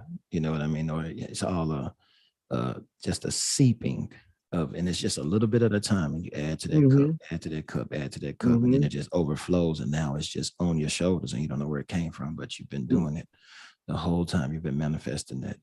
You know what I mean? So it's not an easy thing to see. It's not an easy thing to correct in the moment. You know, but it's there, and it's a constant process that's happening to everybody all the time. I like that because my daughter had a situation the other day, and she was trying to put her seatbelt on. She's like, I can't do it. She was getting frustrated. And I was like, yes, you could. Let daddy show you. Then I show her. Then she mimicked me how to do it. And I was like, you're so smart. You can do anything you want to, you know. But if I wasn't aware to correct that, she would have built on top of that. I can't do this. I can't do this. I can't do that. Next thing you know, she's stuck. Yep. And that's what parenting is. Go ahead, Molly. I'm sorry. Anna, go ahead. Oh, I'm sorry. That was Allura. Yo. Hey, everybody. Peace, Allura. Guys, what's up? Yeah, I think that goes back to the archetypes that we play. We had this conversation a while ago, right? About projecting onto others and onto our reality of how we perceive things, right? And so we talk about this all the time. And I think that's what makes it hard. Like, I've been coming up against people who have narratives that they're living by. And they're like, why does this keep happening to me? Why do I keep manifesting this one thing or this situation? But what they're not realizing is that they're manifesting the same story by playing the same character in that story every time. And so I think that when we're talking about coming into alignment or easily manifesting things or that kind of stuff, we have to look at what character we're playing and what story our character is playing out. Like, what story are you not just telling yourself, but who are you in this story? And have you identified to the point with this character that they have limitations that they cannot overcome? Like, and I think this is when they talk about like Raja Yoga, right? Like mind to mind management. That's where that detachment comes in, or that understanding that you have to be willing to understand the mind and how it attaches an identity to things. That's the only way you're going to be able to overcome your limitations, because we're really not limited in anything, right? But it's a matter of what we've identified ourselves as being able to do. So, you know, with kids, I think they're easy to manifest stuff because they're not thinking, oh, well, I'm that kid that's in the corner all hanging out with the tattoos or whatever. Like, they don't have an archetype in their head of who they're supposed to be yet. Hadn't been waiting for them. Right. They're just playing. They're just playing with different archetypes. They're playing different characters. So now everything is easy for them to manifest because not only do they not have an expectation for something, but they're not coming from a defined archetype at all. They're not coming from a defined personality. They can put it down and pick it up. They can put it down and pick it up. Yeah. Right. Sorry, I didn't mean to cut you off, Lord. Go ahead. Nope. You're great. No, you're right. That's it. I just think that the older that we get, it's harder for us because we've started creating those hard lines. No, that doesn't seem right. That doesn't seem like me. Right. Whereas a kid doesn't think that. Yep. And we start letting other people speak into our lives too. You know what I'm saying? Like that's a major problem that a lot of us have, is that, you know, we take what other people saying as gospel. You know what I'm saying? And that can ruin you. You know, that ruins everybody because everybody's perspective is different. And everybody's going to look at a problem or a situation, not a problem, a situation different. Some people look at it as a problem and some people look at it as solutions. You know what I mean? So yeah, that's 100%, man. You hit the nail on the head. And kids can put it down and pick it up, man. I see it all the time, you know. And you know, the other thing too, right, is that they can pick up they can play a personality, right, or whatever. They can do something and then leave it, play a different archetype, but they never stop being themselves. As their parents or as their peers, we can see their personalities, right? We can see what they like, what they dislike naturally, what they're naturally inclined to do. And the older that we get, I notice that we think that these archetypes are our natural being. Like, we think that our limitations are us. We're scared that if we drop that identity, that we lose ourselves. And so it's kind of, it's almost like a control thing that we feel like we have to have, I think, when we're older. Whereas when we're kids, we just let things naturally flow. So I think, again, you're correct in the fact that we take other people's word as gospel, because we're learning from our parents as we grow up and all this kind of stuff. And so then we start becoming on who we think we should be, what we should do. And then it becomes a fear to let that go. Yep. And then, and then like you were saying, where we should be and then where we shouldn't be, other people's limitations, and them telling you what you're going to amount to. That happens to a lot of kids and a lot of people. But and what you were saying about the control thing, I think that happens because we start to get a little bit more aware of our reality and our mortality. You know what I'm saying? So as when we get older, the thrill is gone. And it's not the magic that we had when we were a kid. We're more into the real world. We have responsibilities. Somebody is making us wash dishes now. Somebody is making us take the trash out. My mom is on my ass. My dad is on my ass. You know what I mean? And you slowly erode away the fantasy. And now you have to be on time. Now you're here in the real world. I remember when, like, because it happens in spurts when you're a kid. And I don't know if you guys are like me, but I can remember sometimes when I had like strong doses of reality when I was a kid. You know what I mean? And it would happen like around like a lot of family. And it was the first time I can remember it. My I think I told this before on here, but my whole family was at my grandmother and my grandfather's house, and they were all telling these ghost stories from back in the country or whatever, of things that they had went through. And I can't remember how old I was. I couldn't have been no more than like 7, but it just like snapped into reality. Like, oh man, that's my grandpa. That's my mama. You know what I mean? And it was like a hard dose of reality. It was like I was living in a dream world, and it was like I snapped out of it. And then that's all I remember was saying, doing those things and saying, these people love me. You know what I mean? And then I don't remember anything else because it was like a hard dose of reality at the time. And I think that's what happens to us, is that we get into the cycles of life, and we have to make them happen. We have to do the manifested. Mom ain't there to cook for us. Mom ain't there to keep all of this stuff off of us so we can stay in the magic.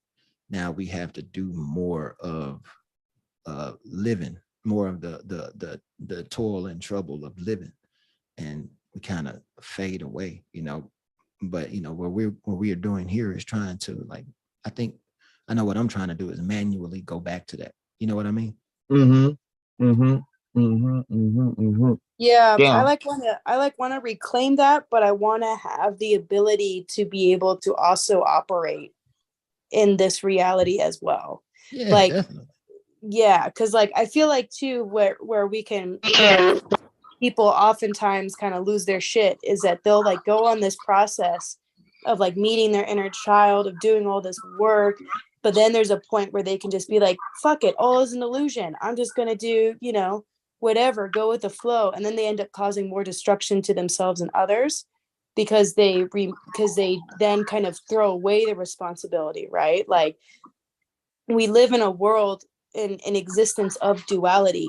So there's going to be a duality that plays within us, within our lives, where we need to stay grounded and practical and take care of our responsibilities. And at the same time, be open to what is beyond this material world. and be open to what else exists and what we're capable of. And so I think that that's kind of where we're all at right now, is like we're unwinding this knot that we created. And at the same time trying to remain realistic with it. Realistic, in so many words. Stay grounded while flying. It's also important to, and I'm not saying you're doing this, but I see this conversation pop up a lot. It's also important to realize, like, yes, other people are using this stuff as escape, but like, it's best to resist the urge and the tendency to try to point out someone else's flaws, because this journey here, it really is an individual thing, and it's nice to have people on the journey with us that we can look at and check with and cross-reference. But like, I mean, even with myself, I was getting caught in a certain wave of like, say, oh, well, that person, they're not really on the walk, or they're fake, or whatever. Number one, you don't know all the details, but number two, having the time to stop and point out someone else's flaws means that you're not 100% on your walk either. Yeah, that's so true. Like I've been, and NLP has really helped me with that too, because it's taught me how to communicate with other people and figure out where their thought processes actually are. Because yeah, we all have different limitations, but there really is a reflection of ourselves in others. And we can come to see that reflection when we know how to communicate with one another. Yeah. And I think that's where we start. When we don't know how to communicate with one another, that's when we start comparing ourselves. That's when we start that comparison, or the I'm better than you kind of thing, because we don't know where the other person's coming from. Right. We can't look at their experiences because we don't know how to communicate to them to then have that exchange and see our reflection in them. Yeah. And that's one of the reasons why I pointed that out, because comparison, it isn't as productive as we think it is. Most of the time we compare ourselves to someone else and it's like, I'm not good enough. But even saying, oh, I'm better than, that's still the same thing. It's just on the other side of the pole.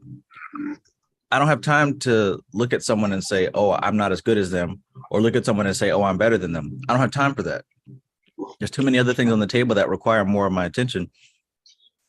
And that in it, what I'm saying is that in itself is a level of growth as well.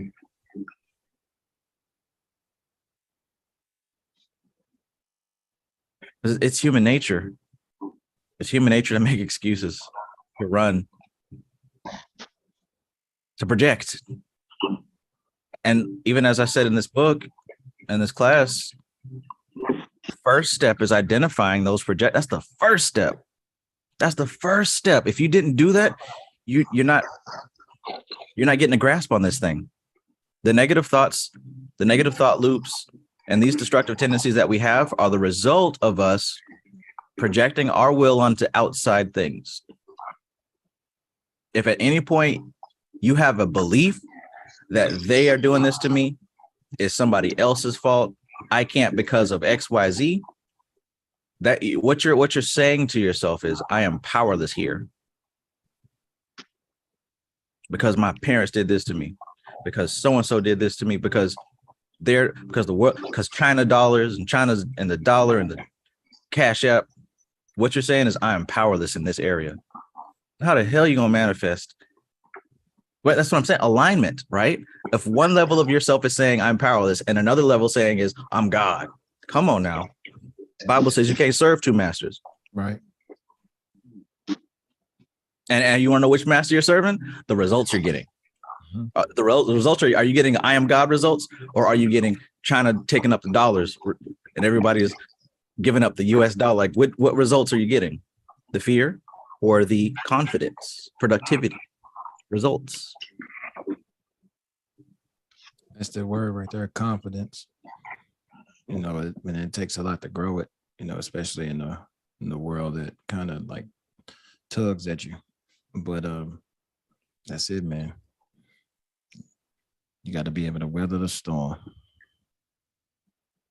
Indeed. Let them tug, because there's Mhm. it's got to be more, got to be enough to go around, right? Got More to. than enough to tug, right? Yes, sir. You say you want to put more on you than you can stand. I like referencing the Bible. Greater is he in me than he that is in the world. What's that mean? That means anything that's out there in Prakriti on a level of authority is inferior to the consciousness that directs Prakriti.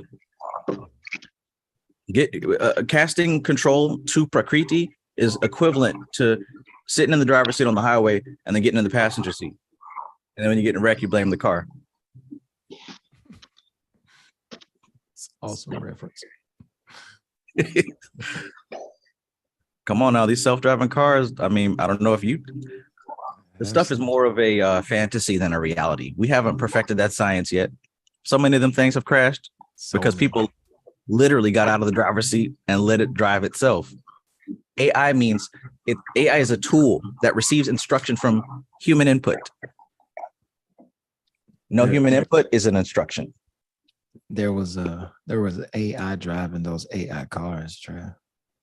That's why they crashed.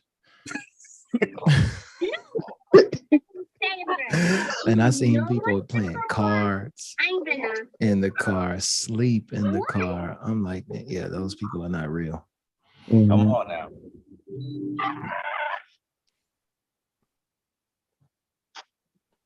It's hilarious. But yeah, that was a funny reference though. What a great analogy though, too, right? For like manifesting. Like people, if you're in a car that will drive itself, but it needs human direction, but you then don't give it the direction, then it has no human direction and will crash. Like it's a self-driving car only with human direction. It's like those, and so it's kind of like the same thing with someone blaming the storyline, but not actually looking at the human who's supposed to be directing this. Video games did it. Oh, that's right. Or hip hop music did it. Hip hop music, yep. Yep. There you go. No, guns did it. Guns don't kill people. People kill people. God damn it. I'm sorry. Guns did it. There you go, man. It's crazy. Nobody wants accountability. I think that's what it is, bro. Like when accountability. That's where we're taking full accountability, man. And that hurts. I mean, because if your life is out of control, right? It's easy to say that it's the devil. So easy to say that it's the devil that's doing it and all of that, Brian. But man, if you take accountability and you just work step by step to and you just construct your life, and make a list. That's what I mean. Like if your life is in shambles and you just made a list of things that you wanted to correct. If you just start crossing things off of that list, you have no choice but to end up with a pretty decent life. You know what I mean? If that's the end goal, but everybody just wants to blame it on the rain and then just give up, and and that gives them an excuse to stay in that condition. It's easy. It's easy. When you do decide to take extreme ownership also, and you make consistent progress, that helps to build your confidence also. Especially when you start to get results. Just hearkening back to your comment about confidence. Just wanted to share that. Yeah, it's a muscle, right? All of that stuff is a muscle, man. The more you do it, the more it builds. Absolutely. Persistence is just like a muscle also too. And if it after a while, it doesn't matter what occurs when you develop that type of mindset also.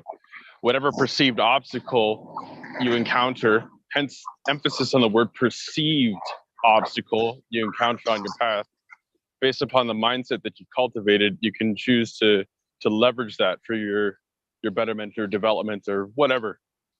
but it's Yep. it can be, once again, it can also help to build confidence. The 6 P's. Proper planning prevents piss poor performance. I can't tell you how many times I heard that shit. My dad used to tell me that one too. Yeah. Did your dad tell I've you what? never heard that one before. Where was this one? Yeah, I didn't get it as a kid at all, but I remember it. I got it as a kid, man. I mean, because I played. It was a kind of a coach thing, man. I used to yell that shit at us all the time. I also learned what oblivion is. This is the weirdest shit in the world. My coach told me that I was playing like Oblivion, and I didn't. He used it the way he used it. I can't even tell this story without laughing. The way he used it made me question it. I was like, man, what's Oblivion? And I'm gonna do the voice too. I tell you what Oblivion is. Oblivion is 2 pounds of shit in a 1 pound bag. What?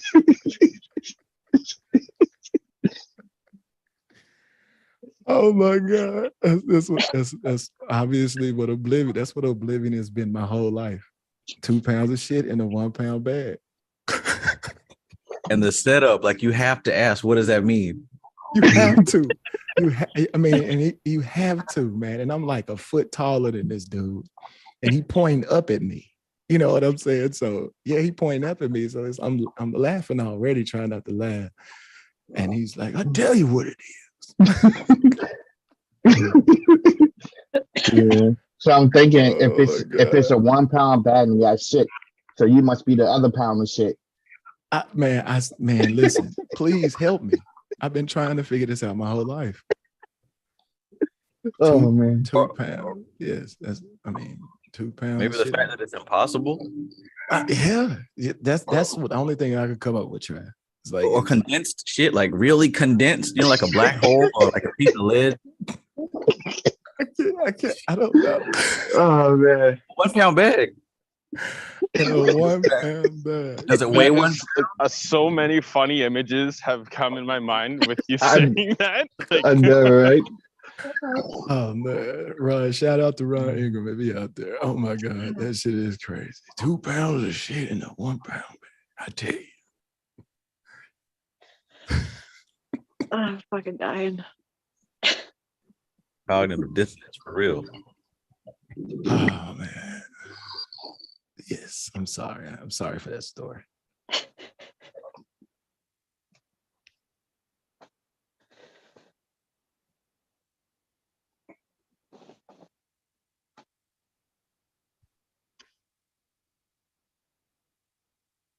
Beautiful.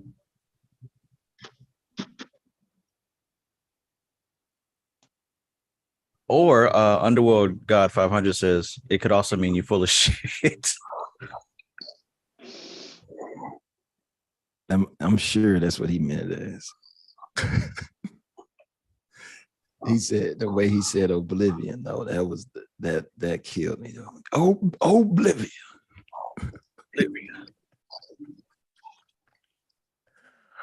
Oh man, that dude was the worst dude in the world. Oh man. He was Satan, I was convinced. Satan.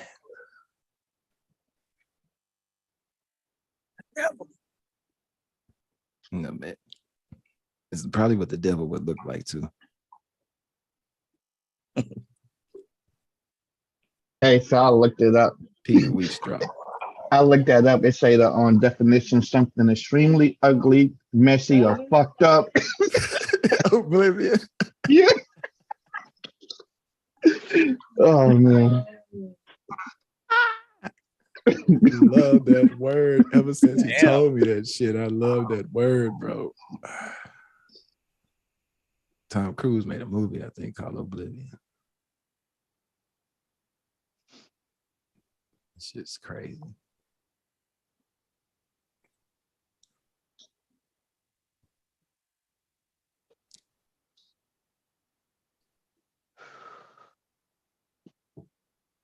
So what y'all get out of the book? Which book? Unseen Forces. We was talking about it when I came on. We was talking about it this whole time, right? Manifestation. Yeah. Unseen Forces, and also the Travis Mages book. Is that out? It is. Where? Right now, I just promoted it on YouTube. I'm gonna expand Instagram over the weekend. Man, you didn't promote it to me, Trav. I dive on you. Straight dive, man. Hands blazing. Tasmanian devil style. I used to do such a good impression of the Tasmanian devil. Those days are gone. I made a paper mache of the Tasmanian devil. It's still in my mom's house. I'll bring it to show you. Not even lying. She still got it. She's a pack rat. She has a problem. Yeah. I imagine that's more common than we realize. Pack rats? Yeah, in varying degrees, yes. Yeah, bro. You walk into some of these people's houses, bro, you'll be like, oh my God. It's crazy. Not something that shows on the outside, you know. No. I had a friend once. They had a nice big house. But when I went inside, you would never imagine that in that, I don't know, 10-room house, maybe 2 are usable. But you don't get any indication whatsoever on the outside.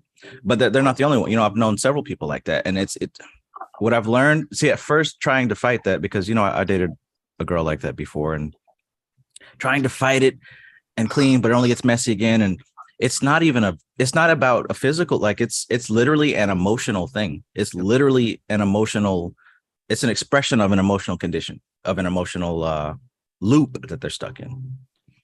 My mom explained it to me.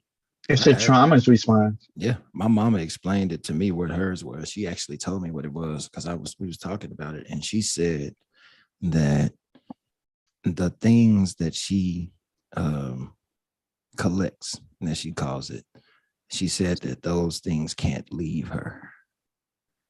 She said that everything in her life has left her. She said she said, I left.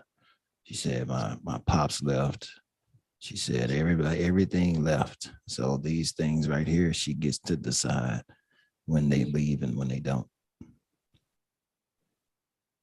Wow. Kind of made me sad. Yeah. Yeah, it kind of made me sad. But I told her, I said, well, Mom, you put me in that. I didn't have no choice. You always told me that was like what I was supposed to do. That was, you know, I was thinking that I was doing what I was supposed to do, you know. Leave your mother and cling unto your wife, as the Bible says, you know. But then I've been taught my entire life, but you don't even realize what kind of emotional scars that would leave for somebody, you know. But it ain't my fault, and I didn't take it on, because I know what it is. It's not my fault, you know.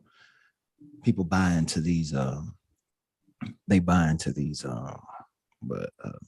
frames of mind, you know, and some people bought into them early, you know, the frame of mind, I don't need no man, you know. So that's why I had to, like, because it was kind of, like I said, it was sad. It hit me kind of hard, but then I had to realize, man, my mama was grown, you know, and she's trying to say these things about a child that grew up and found his own way, you know, and I can't even say that she made it easy to stick around. She was hard to be around, you know. But that's what she told me, man. And I was like, oh, okay. And I had to wrestle with that for a minute. And then I had to come to the conclusion that, man, I ain't got nothing to do with that. True. It's hard to accept. It took me a long time to accept that many people, especially maybe people of that were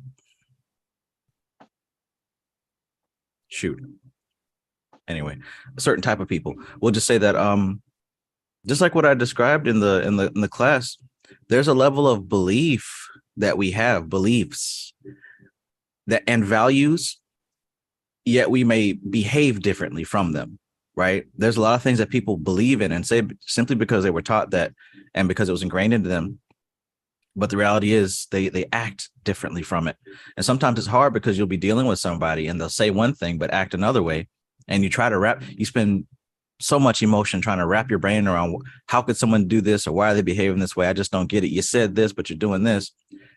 I don't like doing that. And I refuse to do that anymore because studying human nature, I realize people who behave contradictory to their beliefs and their words, there's an unconscious degree there's an inner schism going on.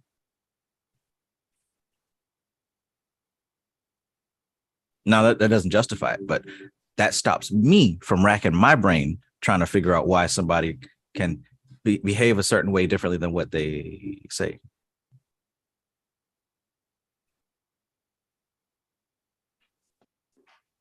Yeah, it's baffling. That last part, how somebody can act contradictory to what they say. She said this, she told me this, but then she went and did that. I just don't get it. It's not meant to be gotten. This is coming from a place that is other than logic. This is coming from an emotional place. Emotional, yeah. Yeah, I've actually been having that talk recently. More throughout this week, there's been a lot of that because people have been on like the value of your word. And if someone isn't meeting you, when you give someone your word to do something and you make this exchange and they say they do it, then they don't do what they say that they were going to do. Do you still follow through with your word? Or can you be adaptable and change it? And I've been having this conversation a lot because it's amazing how many people place value on that as to whether or not they're a good person. Like, so it's interesting when you meet someone who's not consistent with their word, and then you match them up with someone who is, because they believe that they're not a valuable person if they don't stick to their word. And that's where you get like this frustration of people being like, why the hell will they just not do this? It'd be so much easier if they just did this or whatever. Because it's like, well, you're so focused on being a good person that you're not seeing the other side of this coin here, that this person you made this exchange with, they weren't even really talking to you in the beginning. Like they may have been talking to you, but it very easily becomes a projection of their storyline. Yes. Like, so it's not about you, and you need to know that you're a good person either or. What happens in this situation? Like, why are you placing value on like yourself? Like I get the whole wanting to have that moral code there for yourself, right? Hold yourself accountable. But at the same time, it's like, how much are you holding yourself accountable simply because you want to be perceived by this other person who isn't living in the same reality as you, as a good person?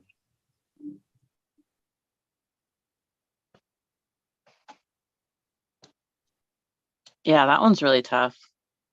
I think it's easier if you decide like how many chances you're going to give somebody and then just give it all out equally. Like if you say, I'll hold up to my end of the bargain once, but then after that, something needs to change because that, if somebody makes it past the first one, then I'll trust them again. But if they don't make it past the first one, I don't have time for that. I got to move on to the next one. Then it's a little bit less impersonal and you're not really judging them on like whether they're a good person or not. You're just saying, what do I have time to put up with before I move on? Yeah. And NLP has helped me a lot in that as well. In that, what I learned, a great lesson I learned early on was a person's value is not defined by their behavior, right? You are not your behavior. There's a level of behavior, and then there's the value of a human being. Those are two separate categories. What that means is there's nothing you can do to increase your value. There's nothing you can do to decrease your value. Now, society may tell you different, but society has always been insane. And we all know the definition of insane. So if a person's value is not based on what they do, it's just who they are. That is now, again, I want this to be understood. This is not condoning or excusing bad behavior. This is not condoning or excusing behavior that hurts other people. I'm not saying that. But we've been taught erroneously that we are what we do. Now, again, in society and culture, it'll be quantified that way, right? If you don't, certain people have bought into, well, if you don't have these awards, accolades, labels, connections, then you're nothing, you're worthless. A world works that way, yes. But in truth, when you go home and go to sleep at night, or when you die, it doesn't matter what you did or didn't do. You are a human being. So there's a certain level of value there.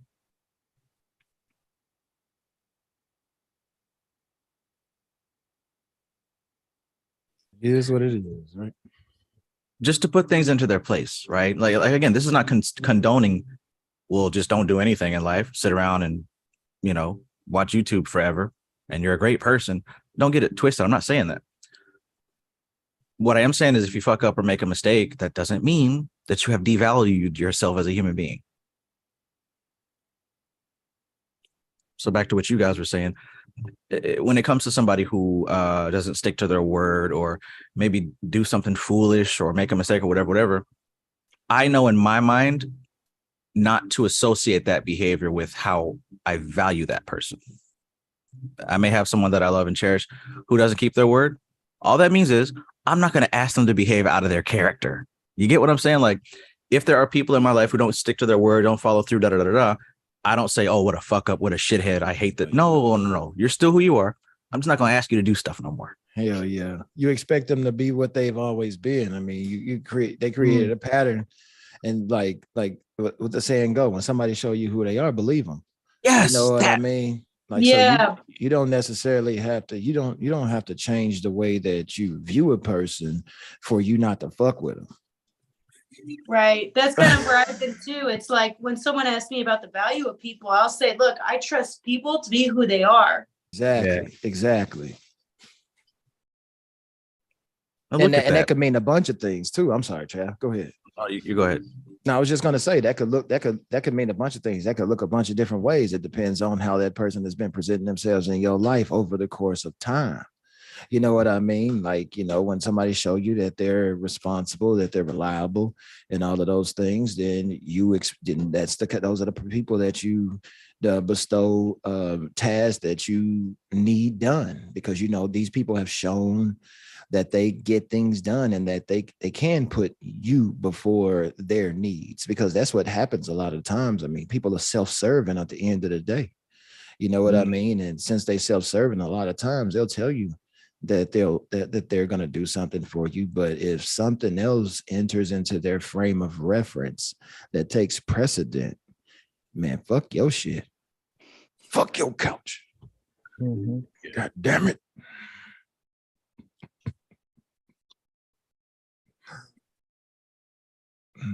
You gonna say something, Society Ejects? No, I was saying I'm going through that with, my old business partner, waiting for him to give me some paperwork, but I don't expect him to give me paperwork because it's the pattern he does, So I just say, okay, if he give it to me, he does. I'm not gonna get attached to it, emotional, because I can get angry, call him, like, yo, what you doing, But nah, bro, this is you. This is what you do. Yes. Yep. Same thing happened to me. We were talking about this I think time before last we got on about going through business qualms, and somebody I set new principles for myself at the beginning of this year, and they hardcore. I'm sticking to them very hardcore. And I had somebody do the same thing, and I just had to leave them alone. I didn't devalue the person. They still cool. I just can't trust them to do what I wanted to do, because they showed a pattern of fumbling the bag. And I'm like, yo, I mean, I just can't flex with you on that level, bro. But you cool. We still cool. I mean, I'm not gonna call you or anything like that, because that was our relationship. But and the relationship had to end because that was the relationship. You know what I'm saying? And so if he ever was to, meet up and it be on something else, that'd be cool. But man, he fell to the principle, and I had nothing to do with it. You know what I'm saying? So I don't feel bad in the slightest. because No. you know what I mean? Because I set those parameters for the way that I'm going to move thus far. And that was just the first fatality of it. And it felt bad. And I kind of was reeling like, man, maybe I should hit him up again. But, for me to stay true to the principle, I had to erase the chat, erase the number, and erase all links so I could stay true to the principle, because I know my flesh is weak. I would have sinned against myself. You know what I'm saying? I would have sinned against myself, sinned against the principle, the higher principle, which is God now in my life. So since that's the case, I left it alone so I wouldn't sin. I like how you turned it right there. Yeah. Now, two things. Number one, I think that this goes back to our conversation about compassion. That's what I would call compassion, right? Just understanding who it is you're dealing with and moving accordingly, and not devaluing the individual, right? And likewise, I think this also goes back to what we were saying earlier about how we can deal with people who say one thing and behave another, and we rack in our brain with, I don't understand why they would do this. I know a girl who is constantly getting bullied by her sister, even into adult age, right? When they were kids, there was bullying going on. But now in an adult age, it's like, because they live together. So it's like one girl will have something and the other one will say, well, I look better in it. You should give it to me. Like little stuff like that all the time. And every day she's always like, I don't know why she does that. She knows it hurts my feelings. And I just wish that she would. And I've heard that story so many times. I don't even go into the story. I say the same thing. Do you know who it is you're dealing with? Do you know who your sister is? Do you know how your sister behaves? Why do you still have the same reaction every single time since I've met you? Know who she is and stop giving her the opportunity to hurt your feelings. She didn't hurt your feelings. You're opening the door for that to happen. Know who it is you're dealing with and behave accordingly. Stop doing this every day. But like you At say, some some point, people, sorry. At some point, you're doing it to yourself. Go ahead. I was about to say that, yeah, and some people like that type of relationship. Some people love it, man. Yeah, that's called martyrdom. Someone who's making themselves out to be a martyr. There we go. So this is an example of my advice falling on deaf ears, because this isn't a logical thing. Logically, it would be like, okay, let me act differently to get a different result. But emotionally is, I need the validation of being a victim. I need that in order for me to have my needs met. So here's another opportunity for me to be a victim and get that care and concern from other people. Thank you for putting that out there, Laura. There we go.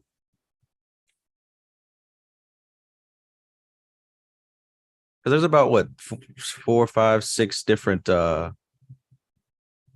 deep inner patterns that people exemplify their needs for. Martyrdom is one of them. Yes. I need to pull out my book on that. But yeah, there's martyrdom. There is the protector. There is the nurturer.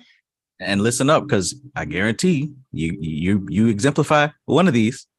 Oh yeah. Everybody. And the nurturer can also be oftentimes confused like as the martyr.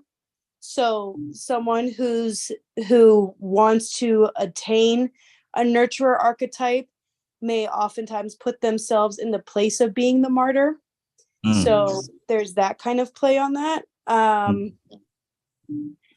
then I forget the others too. Like the need to look powerful, right? Some people have a need to look strong and powerful.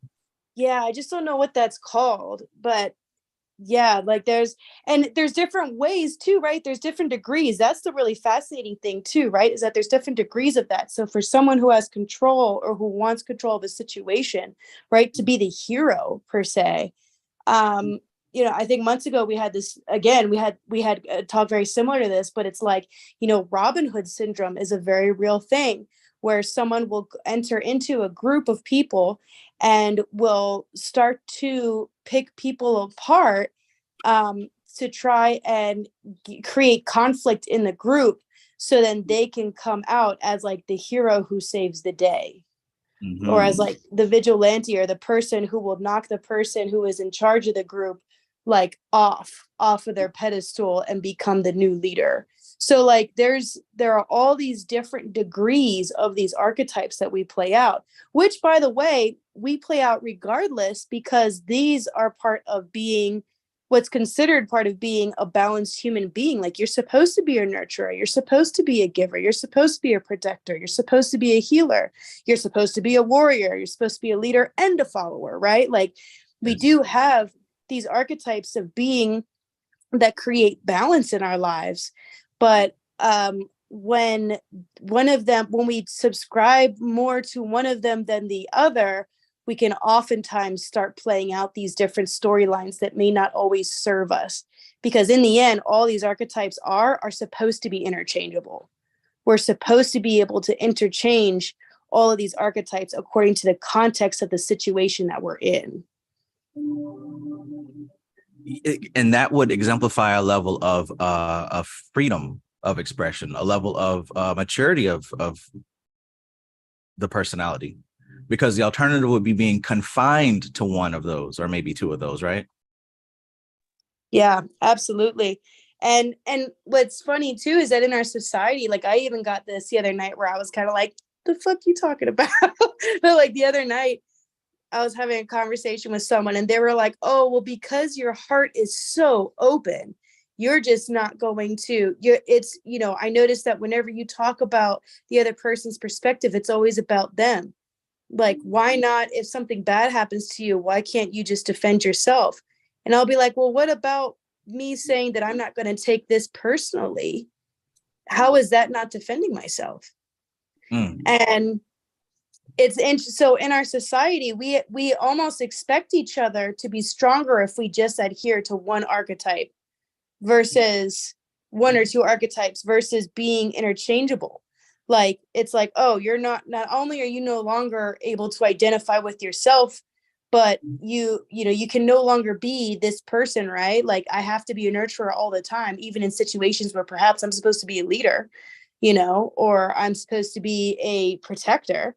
I have to be the nurturer because this is how I'm presented, right? So not only are we expected to kind of be like that, or else, we're considered not ourselves, but we're also considered weak by some others if we choose to change that archetype, which I think is kind of hilarious, because it's like, I don't see that as weakness at all. So go ahead. Again, like I would say, that would reflect a maturity of the self, right? A maturity doesn't see it as a weakness.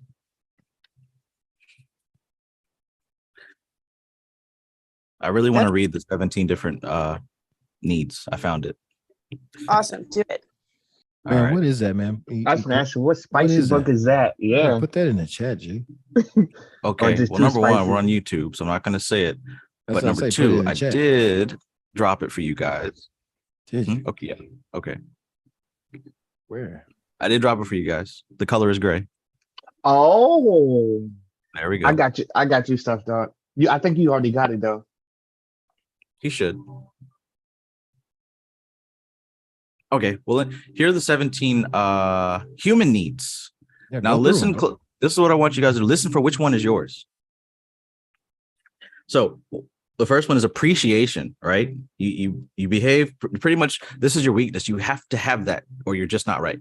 The appreciation. Number 2 is approval. Number 3 is acceptance. Number 4 is protection. Number 5 is freedom. 6 is strength. 7 is respect. 8 is intelligence. 9 is pleasure. 10 is comfort. 11 is privacy. 12 is pity. That's the victim one. 13 is caretaker. That's the nurturer. 14 is attractiveness. 15 is uniqueness. 16 is admiration. 17 is success. So hopefully you're able to see yourself and people that you know. Pretty much those qualities are the core need that they're trying to squeeze out of the world. I need the world to see me as a unique individual, right? That was me for most of my childhood. I needed to be unique. I needed people to know that I was special and different. With each one of those needs, there's a certain fear associated with that. For example, the need to appear as unique and individual. There's a fear of dismissal, right? There's this fear of being dismissed. So the weakness is that that person will go to extreme lengths to stand out. So the problem is being confined and limited to those needs. There's an inherent weakness associated with each one of those.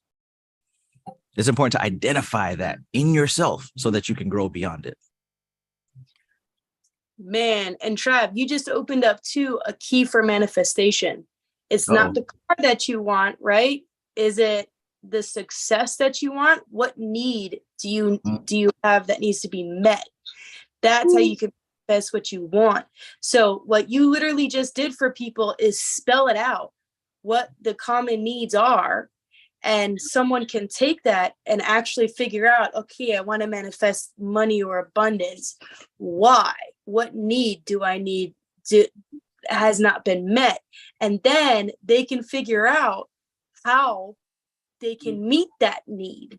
What fear is playing out in their life that's preventing them from obtaining that need. And that's the key to manifest. That's the key to being able to get what you want. It's not, I'm saying I'm going to get a car 300 times a day. Right. There's a feeling behind that.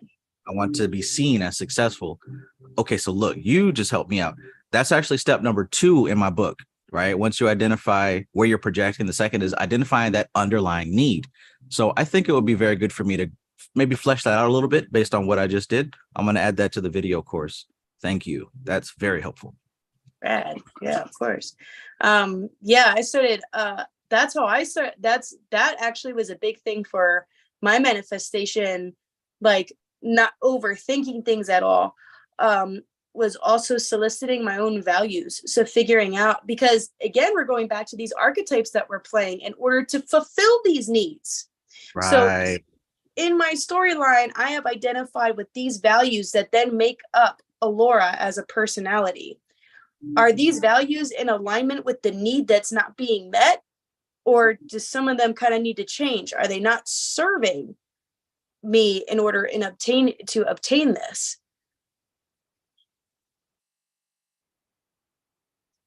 The thing is, if we don't identify it, we're going to continue feeding it instead of actually quenching that thirst.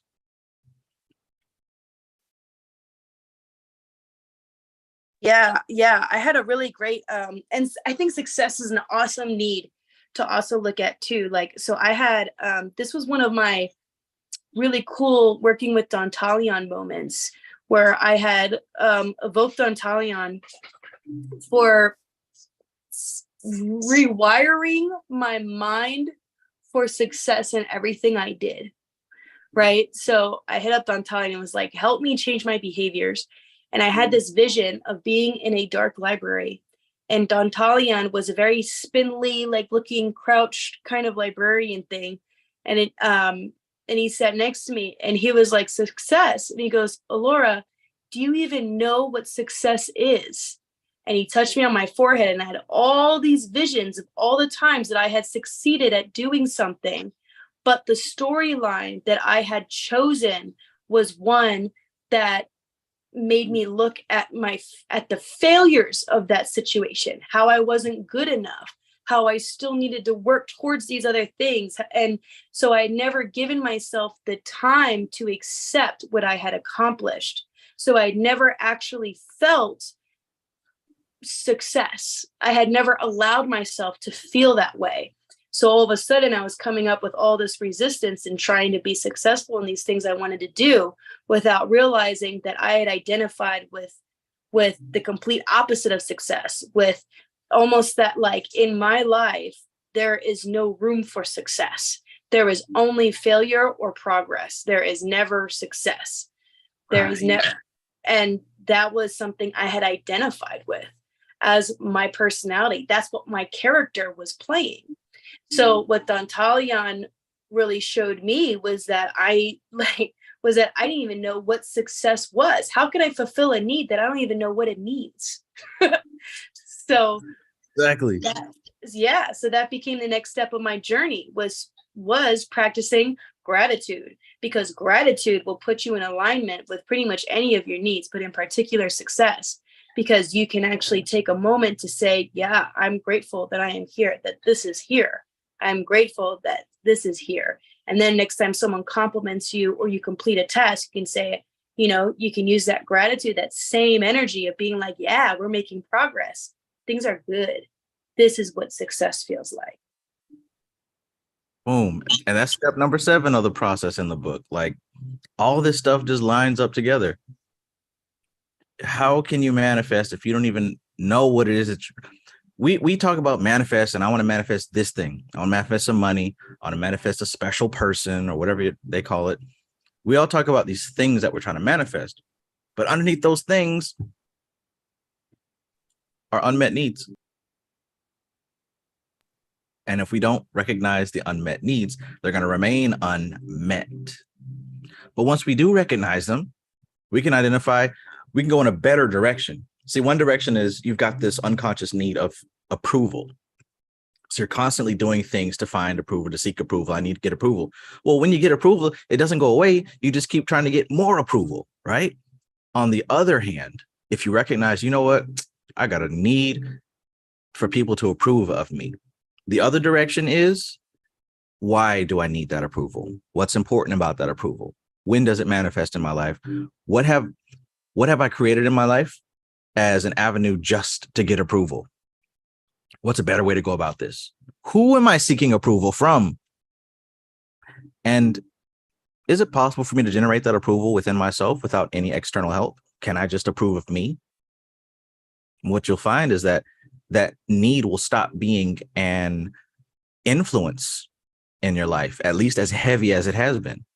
And imagine who you can be without needing the outside world to confirm who you are. Whew, I used to need acknowledgement. I used to need it.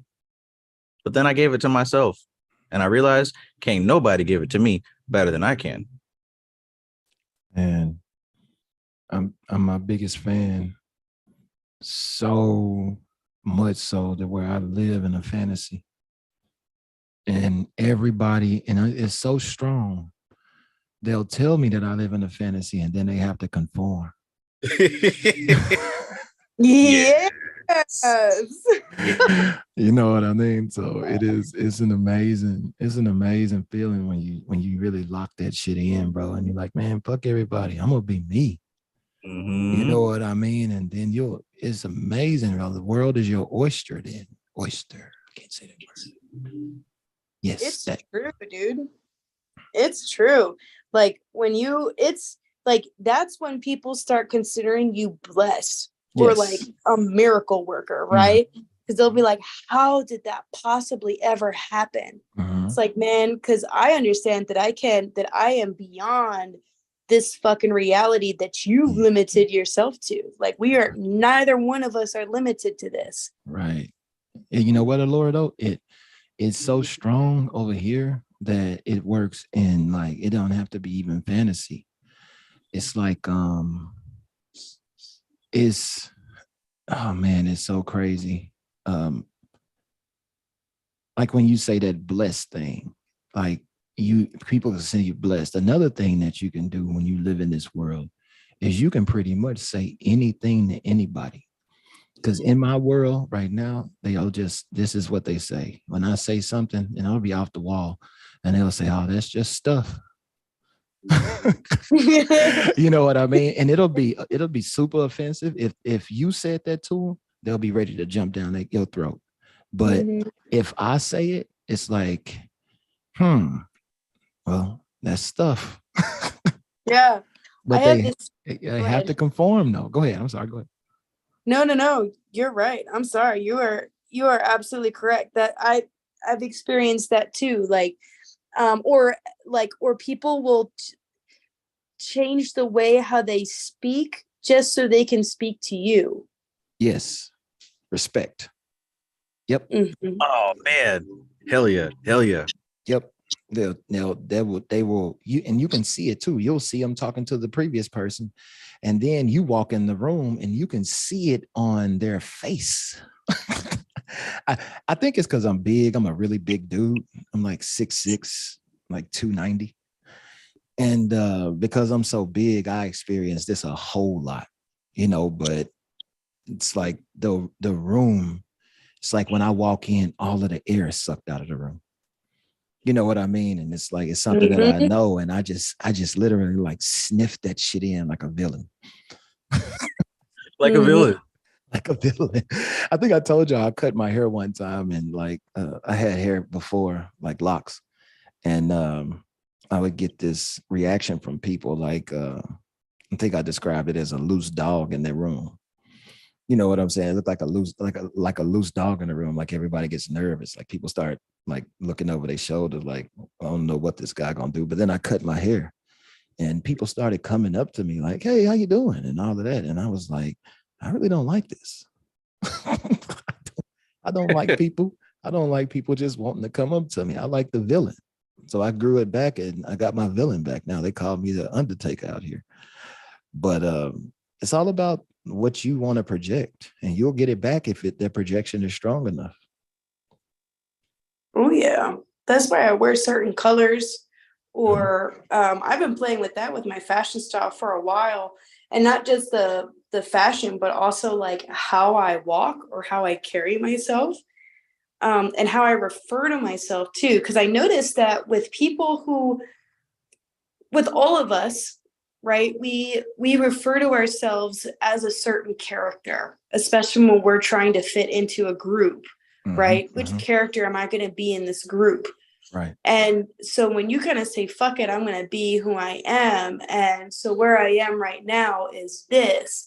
And regardless of what's going on in the group, I'm going to bring this element to it. It's like the whole dynamic changes in the group because now the characters are changing. Yep.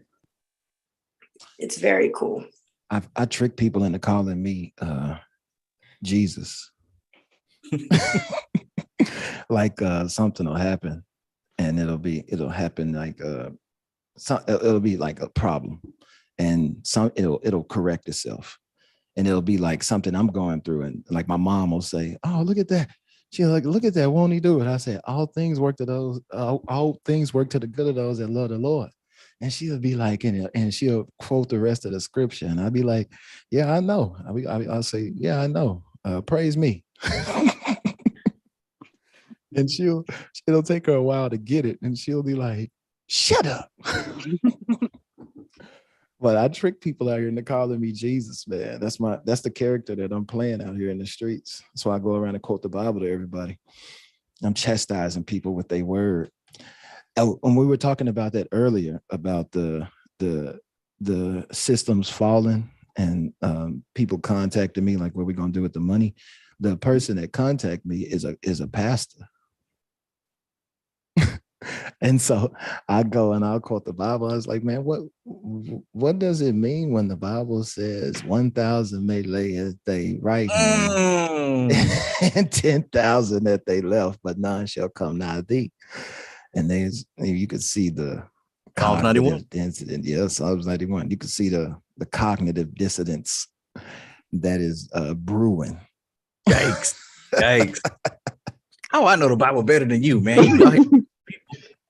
He gonna say, see, brother, that was the Old Testament. Right. Yeah, they love that. That part. I don't change it. I'm thing. 10,000. I'm telling you, man. But yeah, that's my aunt's husband. He's a pastor. But yeah, bro, you can't, like, they be the scaredest ones. And I'm sitting over here on easy mode, and they call me the devil. Mm-hmm. Naturally, right? Scapegoat. Once again, the projection. Yeah. You must be doing something evil or anti-God, because you ain't over here with us doing what we doing. No, I'm on easy mode, bro. Yeah, I'm not. I didn't choose to play the game on hard anymore. It's no. Mm-mm. Speaking of which, for those of you who choose to no longer play the game on hard mode, if you have not gotten a copy already of my ebook, please go ahead and do so. I'm posting the link in the chat right now, and I'm pinning it to the top. So if you did not get your copy, go ahead and visit this website. Easy peasy lemon squeezy. Get the ebook. Spend a lot of time on it. Me and my partner Apollo Soul. And check this out. If you want to go even more in depth, I've created a video training to go along with this. And it's a couple of videos that goes into each step. I mentioned there's about 7 steps and a little bit more background info. There's a training that is offered after the page with the ebook on it. So if that's something you want to do, go ahead and grab that. And there are still a handful of slots left as far as the one-on-one coaching with these principles, manifestation, NLP, et cetera, et cetera. If you want to take part in my 4-week coaching program, the offer is available on this link as well. So in any case, grab the book, trust and believe, get the book. It's going to add value to your life and what you're doing. A couple of people have already vouched for it. Ask around if you have questions, but otherwise there's a link. Check it out. Appreciate you.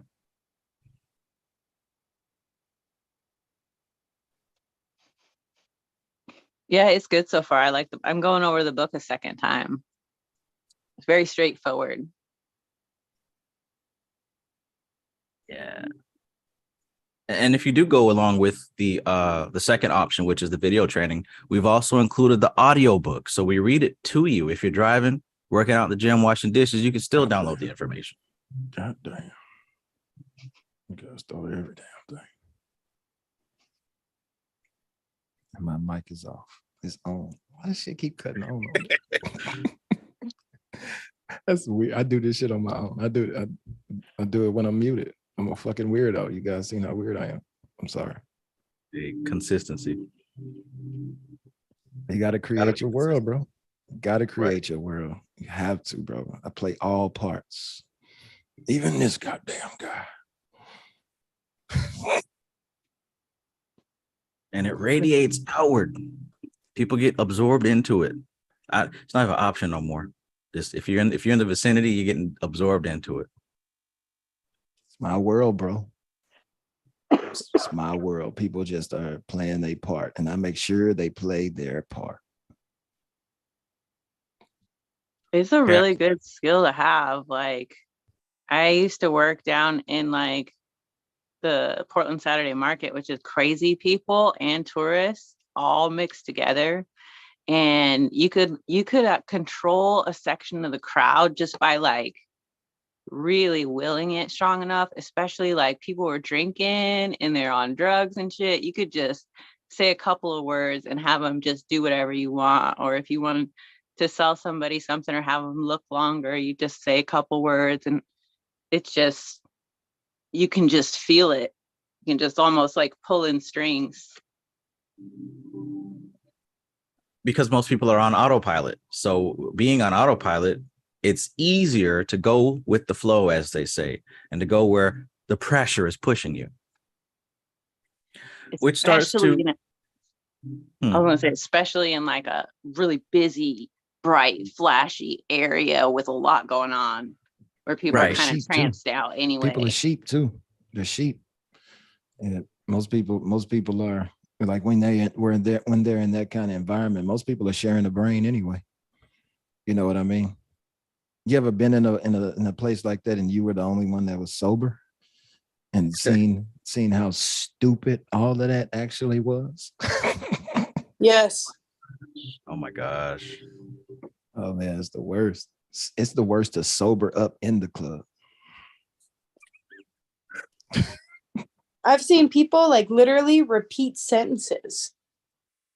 Like they would tell a story at one point during the night, and then the more drunk they got, they tell the same story, because that's their story that they've used to relate to people, and they've forgotten that they've already passed that point where they've become relatable. So they repeat the story.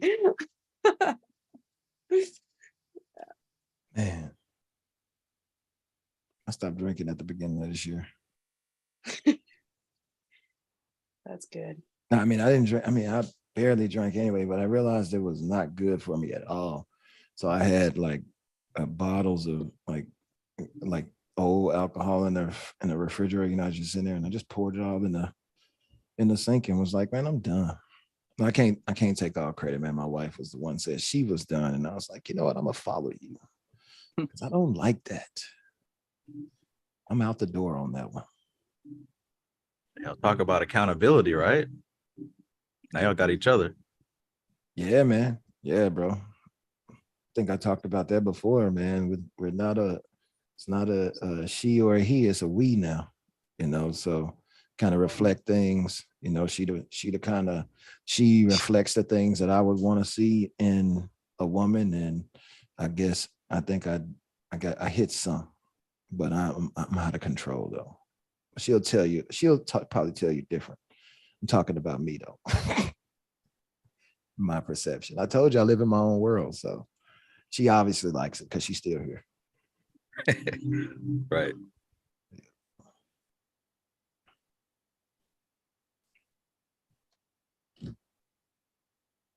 Goodness gracious.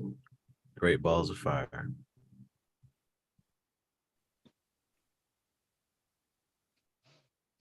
Very interesting topic though, man. I don't want to go, but I gotta go. You're all awesome. I love being here. Thank you for sharing all your wonderful stories and your wisdom. I'd love to grow with all of you. Have peace, everyone. Peace. See you Saturday. Peace, Rich. Oh yeah, I'll see you Saturday. I'll be here. What's that? The Sacred Magic of the Kabbalah. It's also by Manly P. Hall. Dang, I didn't get that one. I got a few. I got this one. I was hoping this one's gonna be the next one.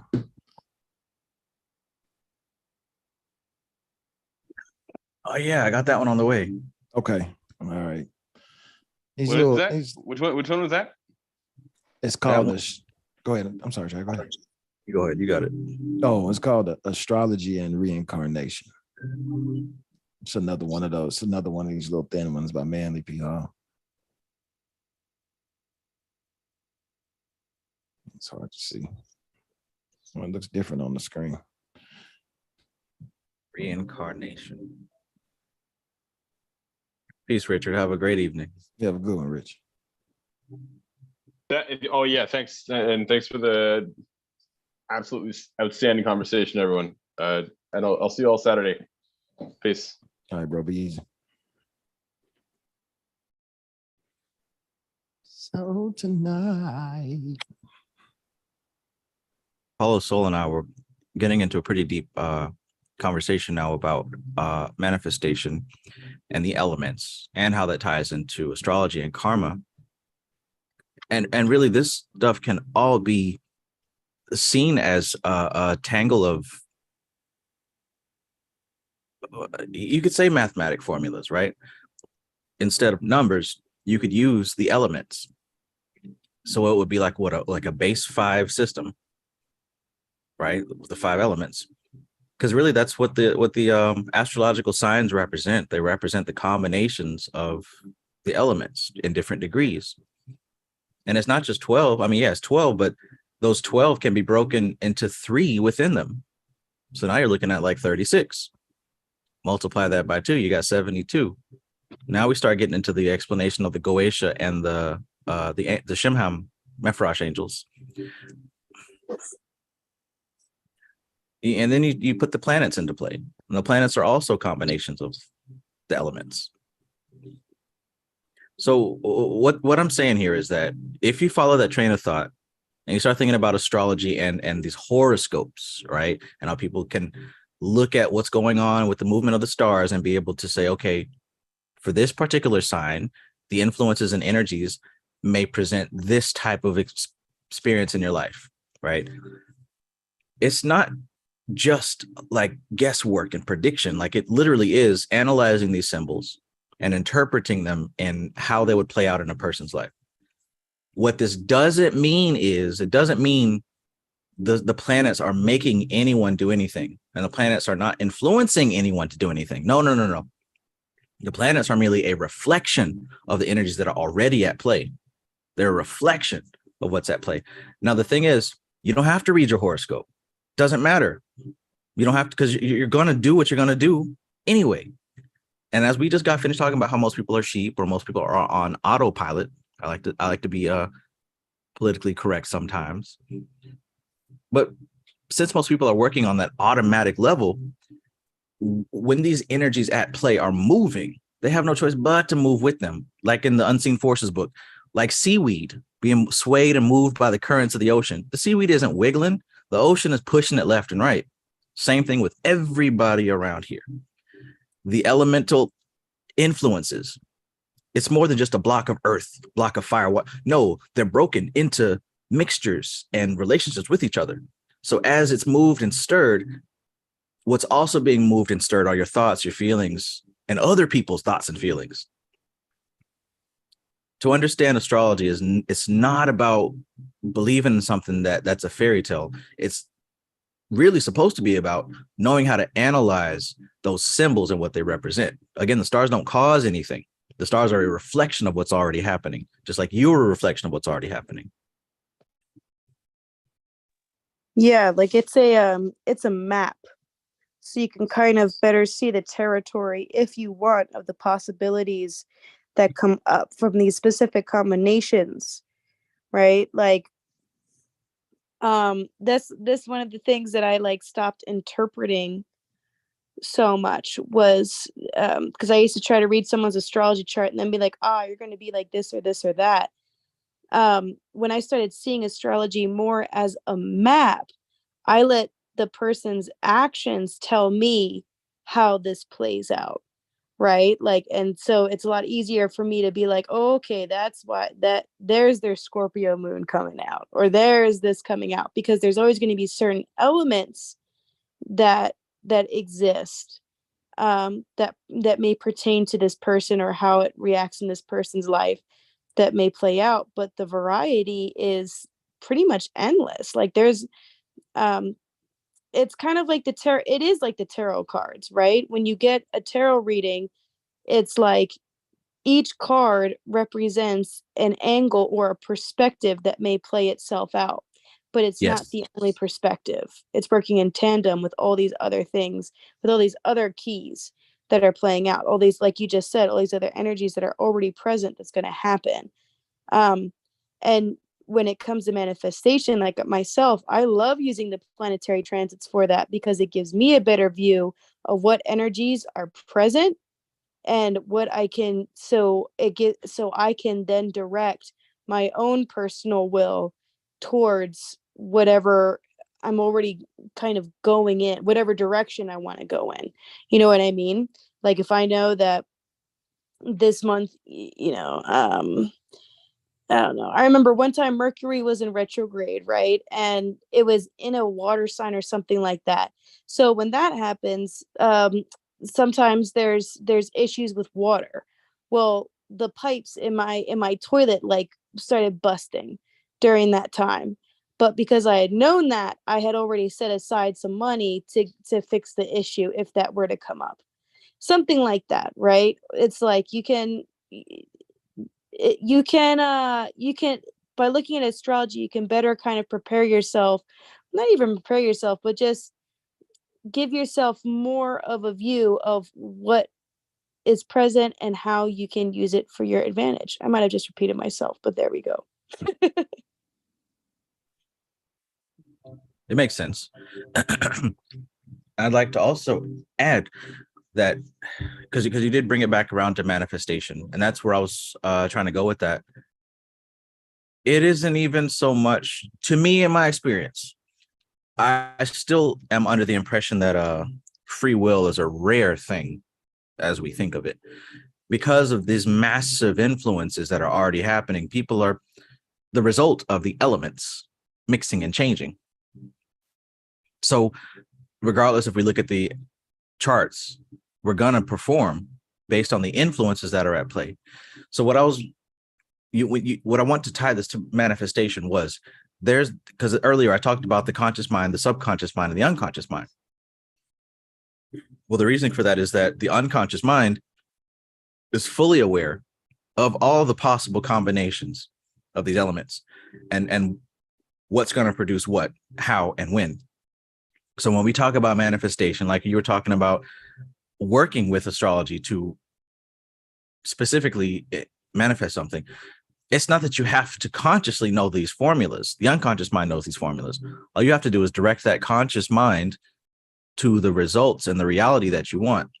And what happens is if you are able to focus on that and believe that without any type of resistance, the unconscious mind provides the scenarios, provides the ingredients and the equipment in order for the thing that you're aiming for to produce itself. So it isn't even about rituals and magic helps, but it's not about the rituals and magic. What the rituals do is they align the conscious mind with the unconscious mind so that there isn't any resistance. There's no ritual that does something for you. You don't go outside and do a full moon ritual and that did it. No, the ritual helped you get into a state where the conscious mind and the unconscious mind came into alignment and reduced resistance. Because to imply that a ritual did something is to take away from the truth that you're always manifesting. Ain't no book you gotta buy. Ain't no crystals, ain't no incense. And even getting books and incense and all that stuff, even doing that, what's actually happening is you're putting into practice and aligning your conscious mind with the unconscious mind. That's it. It wasn't the book. It wasn't the crystal. It wasn't the sigil. Yeah, I think what it comes down to is, even I felt this way getting entranced out last night, is that the trance was just helping my logical, rational, regular mind be distracted. Like, here, play with this over here, so this unconscious can just do its thing for a minute. Just get it to just get out of my own way, to tie it into what we were saying earlier. Like, I'm always in my own way, and the trance and the ritual is just to get me out of my own way long enough to let the unconscious mind and the subconscious do its thing, because it can already do it, as long as I'm not blocking it. Yes. So Getting out of your... Oh, you're good. You're good.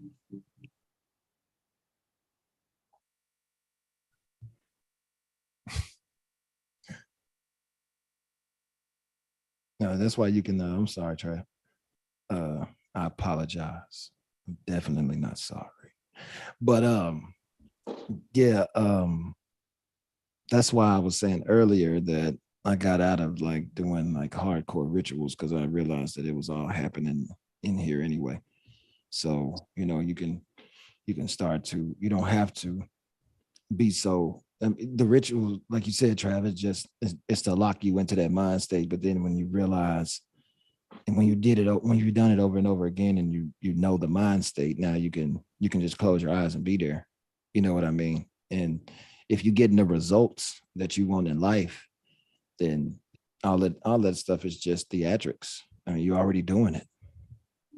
You know what I mean? So I mean, and that's what we're doing it for anyway, for the results. So if you're getting the results that you like, you really don't even need to do anything. Forget the books. Just keep doing what you're doing. We watch training videos to learn how to do a particular task. If anyone has ever been hired by a company to work for them, they sit you in some room and make you watch these videos, or somebody's teaching you how to do a certain thing until hopefully you learn how to do it. Sometimes they verify that you learn how to do it. Other times they just throw you out there. I've been in both. But let's say you do learn what they've been teaching you, then you go out there and perform it. You don't have to watch those training videos every day. No, you tapped into what the point was, and now you're performing that. So I'm not saying don't do rituals, do what you need to do. But hopefully these rituals allow you to discover something or some space within yourself that you can actually access without the ritual. If you still need the ritual to access it, then keep doing it. Yes. But at some point, I'd hope that you are able to access it without the ritual.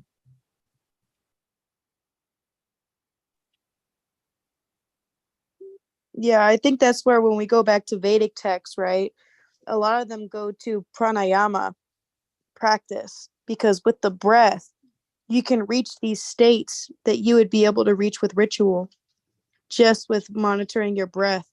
Like, think about, again, we've talked about this over and over again, right? But when you're anxious or nervous, you may hold your breath, or you make quick breaths.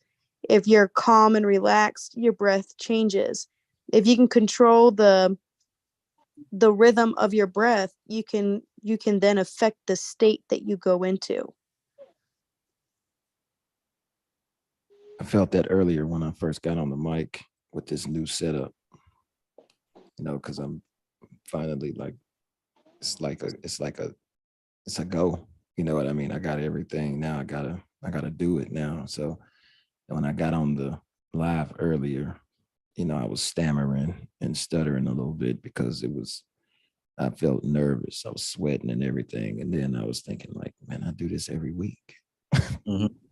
You know what I mean? It's just new stuff. You know what I mean? And when I told myself that, it was, it took a while, it was still there, but it's almost like it just fades. You know what I mean? And then I'm just here. But I felt that, performance anxiety, Laura, that you was alluding to, just right before right when I jumped on the mic. It was crazy. But, those are chemicals, you can't really control that once you can. You know what I mean? It just takes a while, once they release, you got to turn them off. But it's weird. But proper planning prevents piss poor performance. Yes. Proper planning, right? We're still talking about repetition on a level, right? We're talking about repetition and practice. And when you practice something, what are you doing? It's just like the rituals. You're practicing getting your mind and or your body into a certain state so that you can behave in a specific way, right? What do you practice? You're practicing how to get yourself into that state so that you can perform within the parameters of that state, whether it's being on video, whether it's out on the field or on the sales floor or in front of your person, whatever. We're training to perform based on the state that we're trying to be in. Proper planning prevents piss poor performance. Just like with the meditation and with what the young lady, Flora, was talking about in the beginning of this video call, where we were talking about this void state, right? When you really hit that meditation and you start thinking about death and non-existence and it's not fun anymore, it's scary. Well, then meditation starts being proper practice for that experience of death. Imagine piss poor performance after the body dies. Imagine that. That's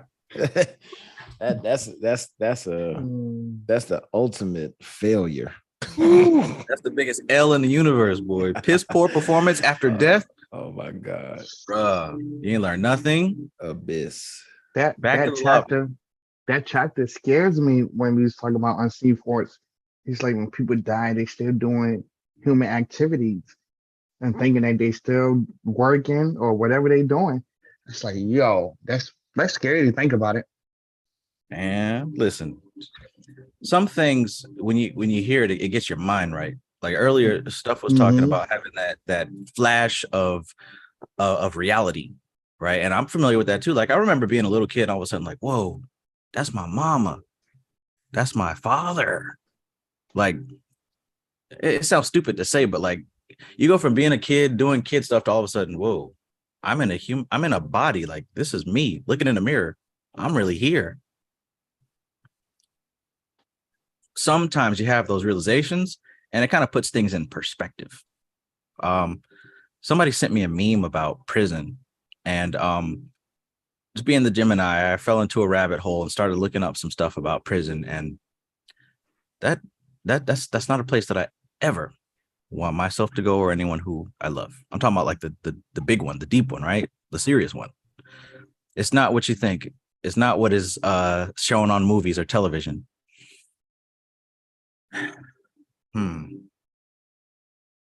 Yeah. Okay. So there's some things that go on there that hell, I don't think anything out here can prepare you for. So with that knowledge, with that information, with that experience on the inside, that kind of changes things. Like I would imagine somebody who's young and dumb, just out here trying to fulfill needs of feeling important or whatever, might be doing some things that they really shouldn't be doing. If I saw something like what I saw over the weekend, that would have set me straight. Mm-hmm. I ain't talking about the little stuff they had on TV, not the little TV one, not the little fake, corny, cheesy candy one. If I saw what was really happening in there, oh no, bump it. I'll go back to Sears and try to figure out a different way to make that money, because I don't want that to ever be an option for me. Mm-hmm. Crazy thing, Trev. Yeah. The crazy thing about it is that right there is a rite of passage for some people in certain walks of life. That's like, true. That's an institution that you have to go through, like college, and now you got your stripes for in certain walks of life. Okay, so I'm speaking for somebody who would be on the outside. There you go. And thinking that that's cool, and I'm trying to get in. That's what I'm speaking for. Right. But some people know what they're getting into because they've been prepared for it their whole life. You know what I'm saying? So they have to go through that to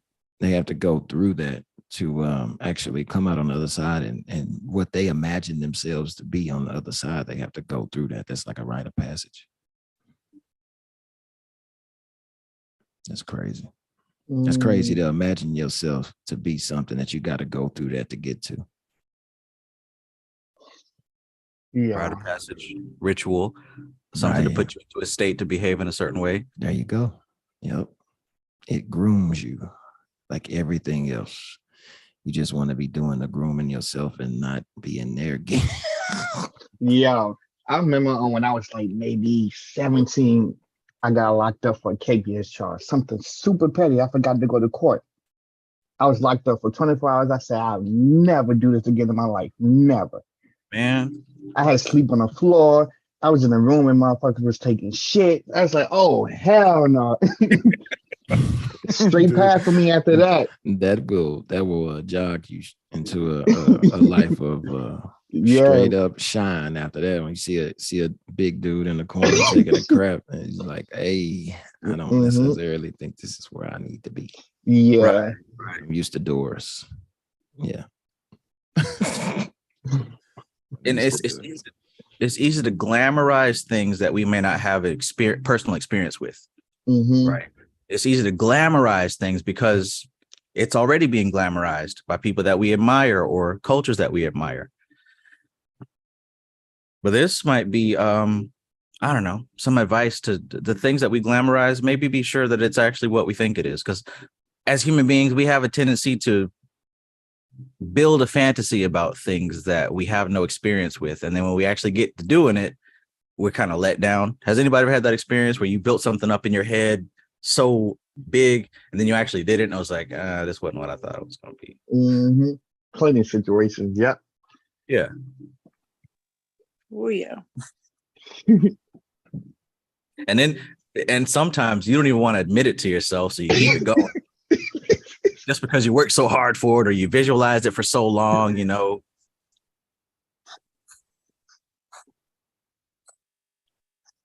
Check yourself. I feel like a lot of people do that with relationships.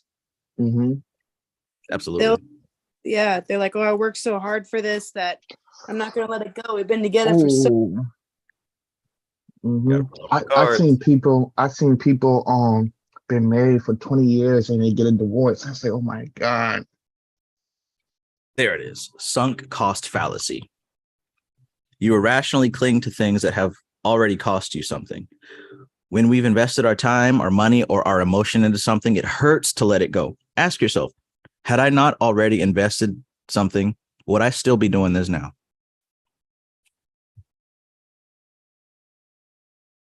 It's a cognitive bias that comes pre-programmed in the human mind. That's where it's such a benefit to have a vision of your future self, like of an ideal future self.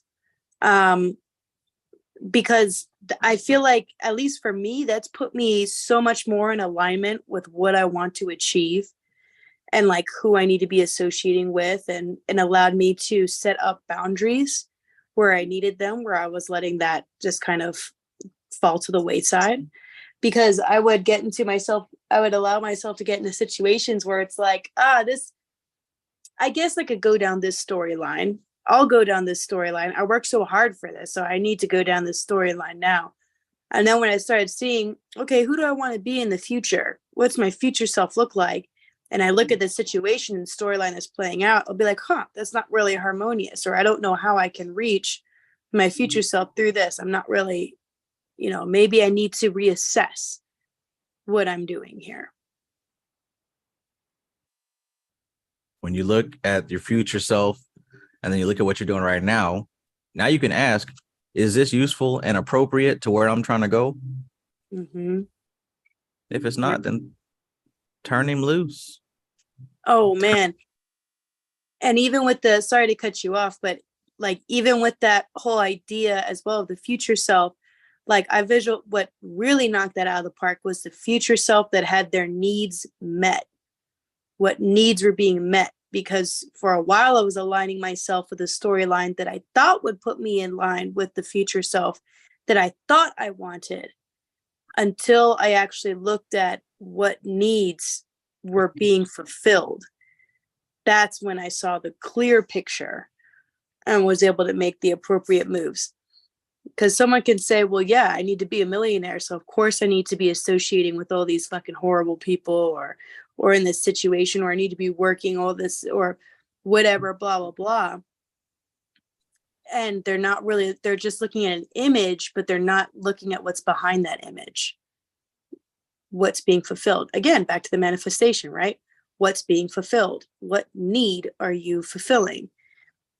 Does your future self have those needs fulfilled? What does that look like? How does that feel? Is your future self still operating from a place of needing to be acknowledged as a victim, or someone who's unique, or someone who's powerful? Like, is your future self still acting out of needing those 17 needs that I read? Mm-hmm.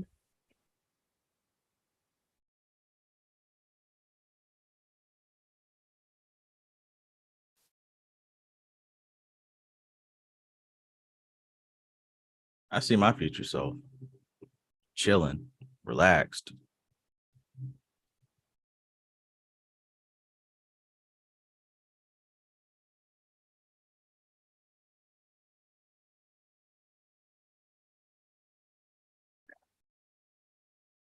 It does something to see a version of yourself as you'd like to be, and to just kind of live in it for a while. It does something to you right now.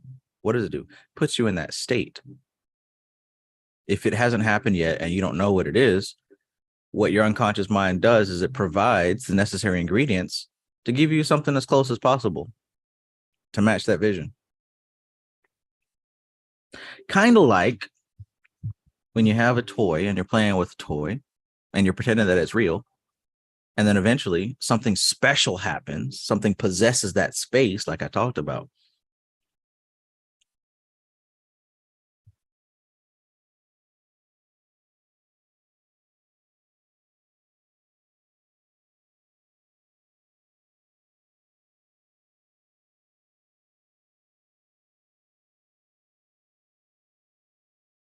I like it. I love it. I want some more of it.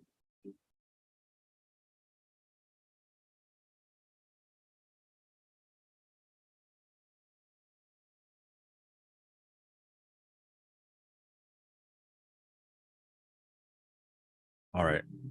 Ideal self. So if you guys didn't catch the last live stream I did, I actually go through a guided meditation that helps with timeline, right? In specific, if you got something that's coming up that you're feeling a little bit of fear or anxiety about, it's a simple exercise that you can do to help remove that anxiety and that fear. We go over the timeline of you being in the now, dealing with the past and the future. Our unconscious mind is hurtling us towards our dominant beliefs at all times. The reason we're anxious about the future is because we believe that it's going to be something to be anxious about. If you believe the future was something to be excited about, that you were happy about, thrilled about, you wouldn't have anxiety about it. But the fact that you have anxiety about it, or fear about it, or doubt about it, is because you believe it's going to go wrong. But what happened if you believed that it wasn't going to go wrong? It's literally that simple. No, but Trev, I have a special case. I'm different, et cetera, et cetera. Well, at the end of the day, you still have to analyze. Well, if you want to understand this thing, you'll have to analyze the beliefs that you have surrounding that thing that you're looking at. What is the story you're telling yourself about it? What are you saying to yourself in reference to that event?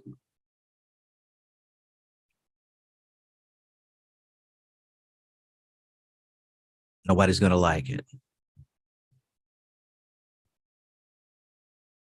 I don't know. They're going to think I'm stupid. Whatever.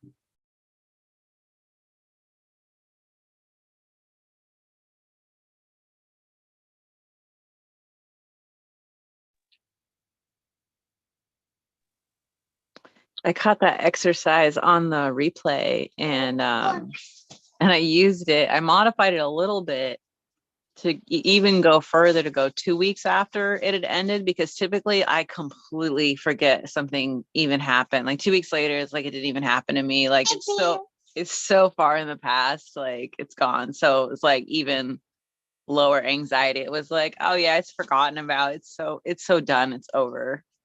Yeah. Yeah. So That's simple. thank you. Yeah, that meditation was pretty dope. I did it when I did it. I used the metaphor like I was editing a video. So my past self, I would delete it and throw it in the trash can. No longer can access. The now self was me editing the video, and the future self was me completing the video and uploading it. Yeah. How did you feel 15 minutes after uploading it? Cool and relaxed. And it was already done. And I couldn't go back to the past because it's deleted. You can't get deleted files on the computer. Yeah. It's pretty cool.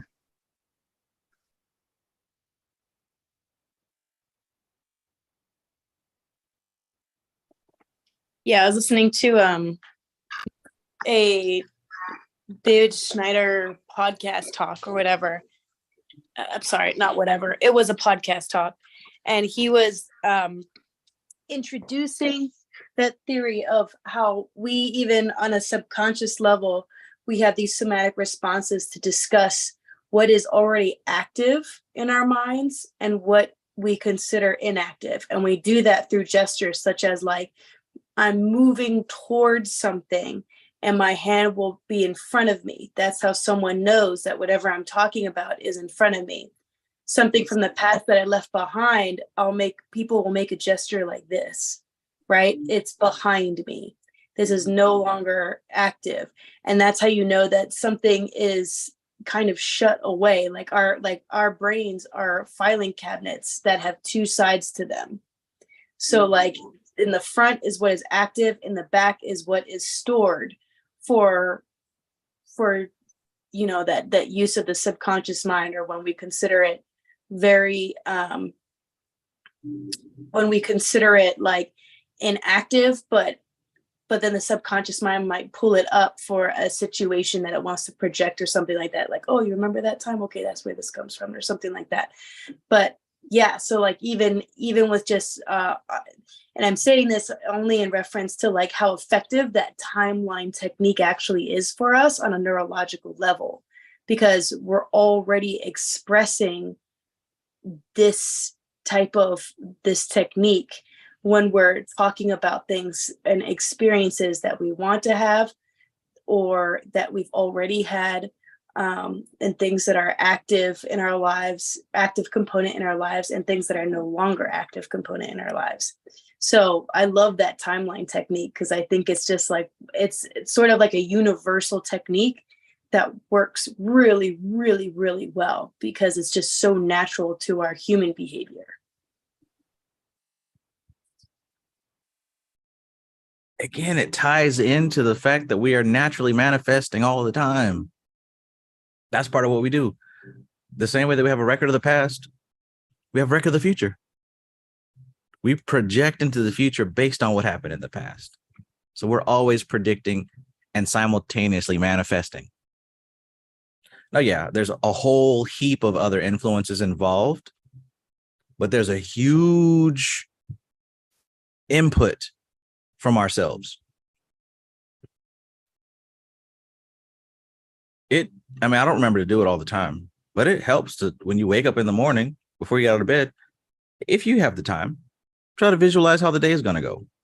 How you and here's the thing, it's not even about trying to manifest specific events, but try to visualize how you're going to feel internally throughout the day. If you do that, guess what? The unconscious mind has a higher likelihood of putting you in situations where you put yourself in situations where you're going to conjure up those feelings.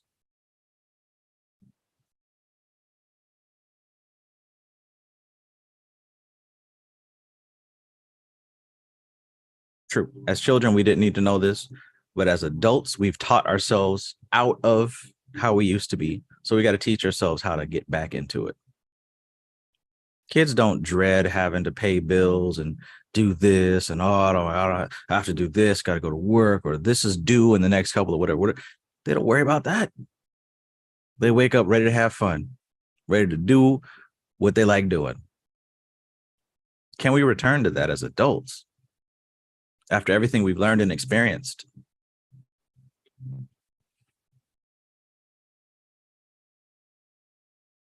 I used to walk past the mirror and talk shit to myself.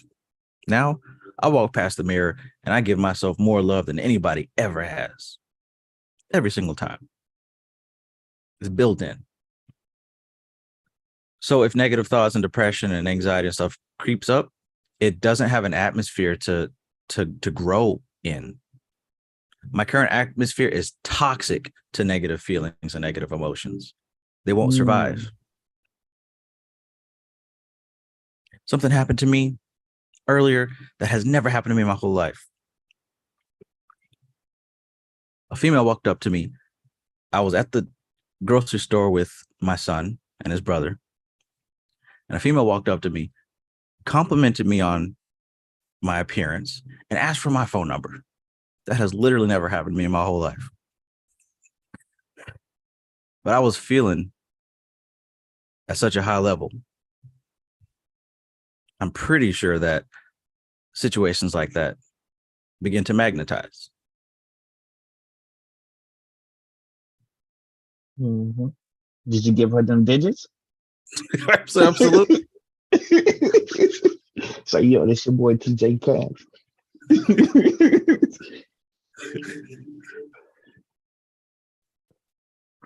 I do realize that though, like when you have that confidence, you attract that type of energy towards you. Right. Mm-hmm. That's what I'm getting at. The inside manifests the outside. That's real.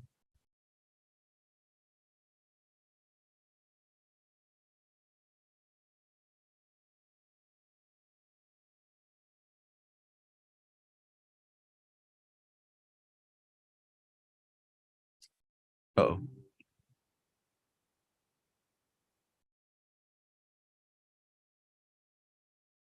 Goodness gracious.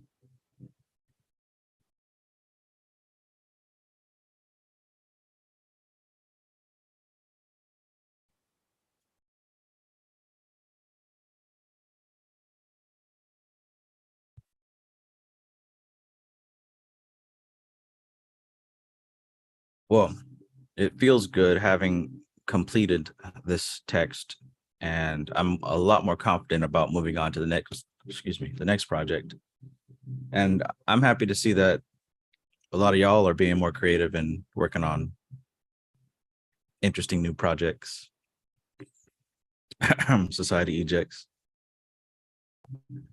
Yeah, and I can't wait to we dive into this manifestation class because I can really get on this stand and because bro, like this was the option to pay for a video course or your course.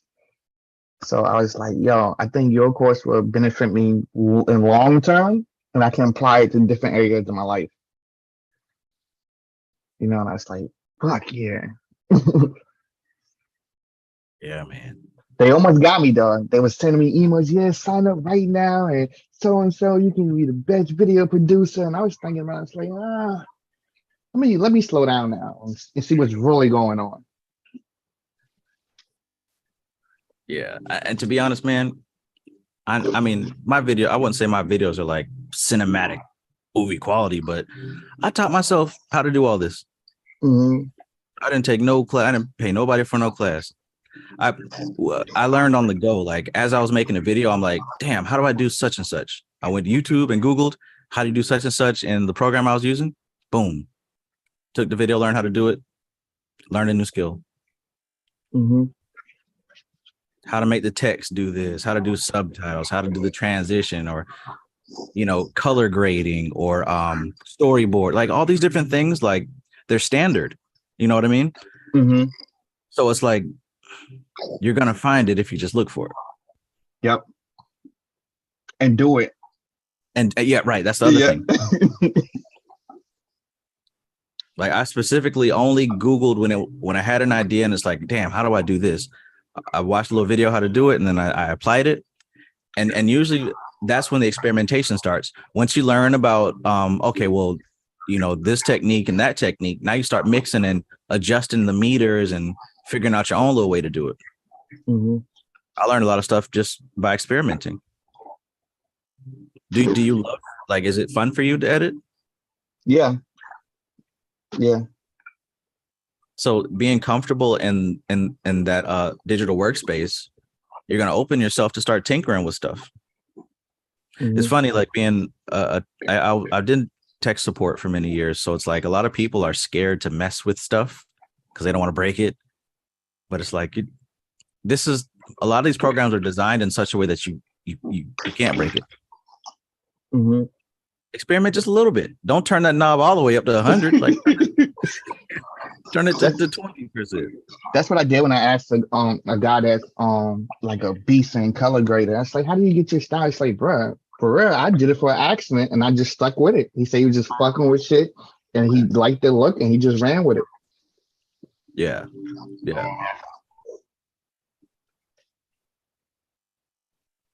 Same thing with music. Like a lot of those music programs come with stock standard sounds, and most people just put the sound in the song. Nah, man, I tweaked the knobs. I had to customize it. What happens if I did this? What happens if I did that? That's how you start getting very unique. That's called transmutation. Like that's how you make it your own. Mm-hmm. You get to the point where you can take a bag of rocks and turn that thing into something nobody would have ever thought to create. You, the thing, and that third quality that comes down, the Father, the Son, the Holy Ghost.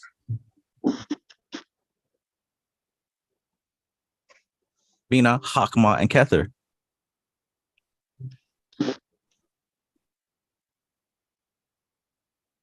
Brahma, Shiva, Krishna, Vishnu.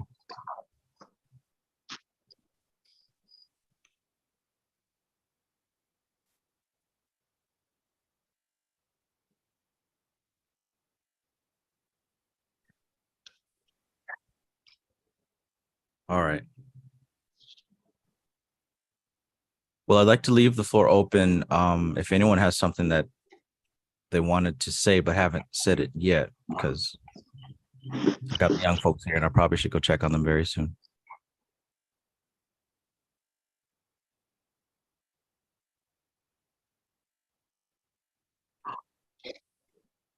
Nobody.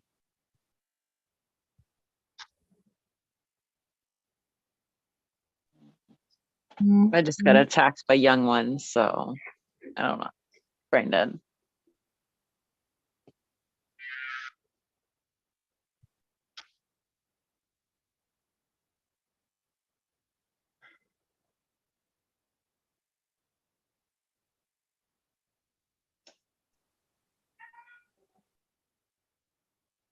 Well, I will say this. I did your the timeline exercise, and it definitely did help me with a lot of things that I wanted to get done in this next year and the next couple of years actually. It definitely did help. I didn't finish your book yet. I was actually reading it at work, but got maybe like 10 pages into it. But thing is, society, you said your visualization was based on making videos like that. That's what I wanted to get back into as well. I recently actually found one of my old phones. I found a phone shop, bought a new battery, and it had all these old edits, these like music videos that I used to like just, you know, pile and just wing it, just like you was just saying, just winging it. And you know, why not get it started back up? Started recently doing a lot of these visualization practices with just reframing, just really coming back to reframing how I've been evaluating my reality, because you know, life has definitely been hitting on my end lately. I'm soldiering through it.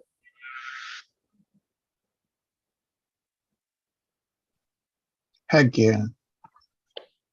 This will be my fourth time going back to this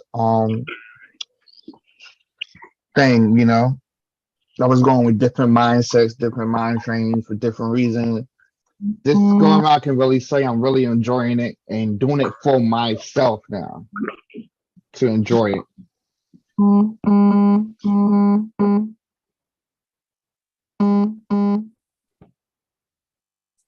Awesome. Awesome.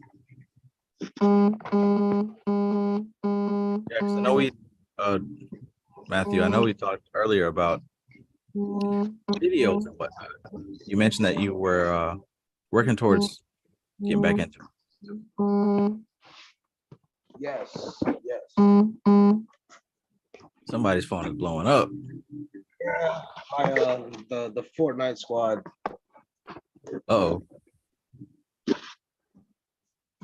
But yeah, I've been that's definitely been something that the way at me. But you know, I just had to really get some Malkuf things in order, you know, bills, rent, life, get those things in order. You know, I'm getting along, it's getting along, things are moving smoothly, and I'm really just shake this year at least. Cause shoot, you already know, man. Yeah. You already know. But that visualization practice, man, that definitely did help, because it really gave me a familiar patterning, because like I kind of like it gave me like a familiar feeling of doing Tawa shooting when you come back from like that separation point you get when you witnessing the golden egg, you kind of identify with it and then you separate from it. Yeah. And it was separating from the past, observing the present and the future and the past all at once, and then going, you know, locking back into the future, and that being the more refined point of your visualization or your set destination that you're just planting for, you know, the seed you're planting for the future.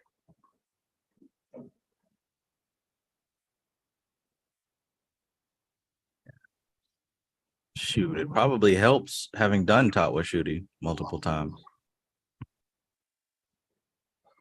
Yeah, it definitely has. It definitely has, man. At least on my end.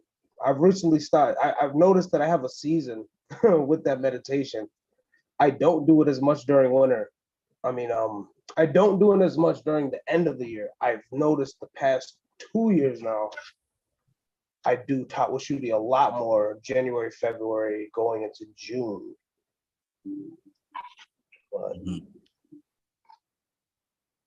But yeah, things have definitely been going smoothly, and just synchronicities and things coming in and popping up at the right perfect times when I really need to hone in and focus on certain things that just need to get done.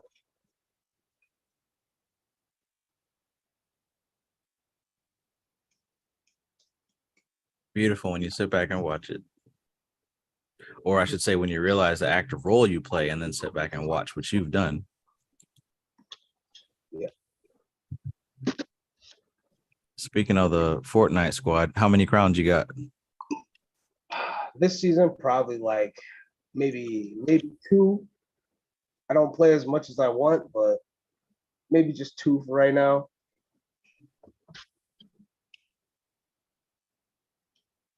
Yeah, it's a little bit more difficult this time around. Last season, I think I had like 60 maybe. This season I got about 6. Yeah, the guns. I don't know the guns they did. I don't like the new shotgun they gave us. The suppressed the havoc. Yeah, the Havoc one, that newer one that's kind of like weird with the aiming. Yeah. I didn't like it before because it was so slow, but I don't know, man. When you raid those vaults and you get that legendary one or that mythic one, pop them one time and then follow up with that SMG. Through dealing. Talk about the one you get on the floating island. Oh shit! I stay away from that island because you know that You don't go up there, man. That's asking for nothing but trouble. That gun that they have up there, the rifle, the plasma rifle, I guess that thing is still broken. Usually they let it be broken for a little bit, then they fix it. No, that gun is treacherous. Yeah. And there's never been a time I went up there by myself. There's always somebody trying to get up there. You gotta wait for the flag.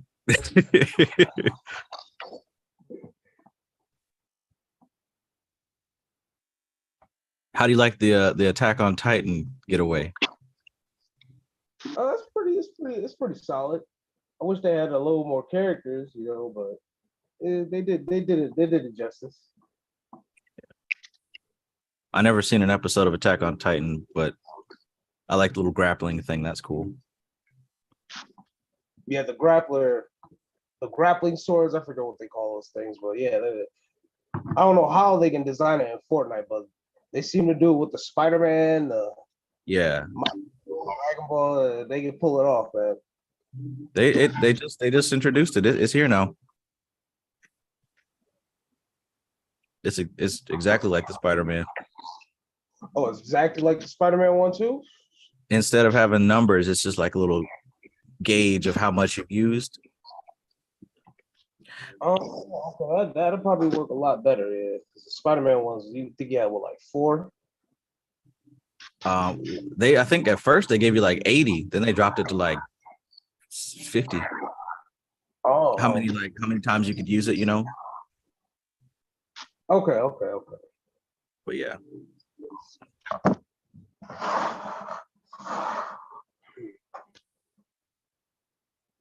Good stuff. I very much enjoy that game. Yeah, we definitely got to have the squad up one time. We definitely got the squad up at least once or twice. Absolutely, man. I'm down to play. I'll be free on the weekends, man. If I have to see you on there, I'll have to send you an invite. Okay. Still Travis May. It's all Travis Mages. But yeah, let me know whenever.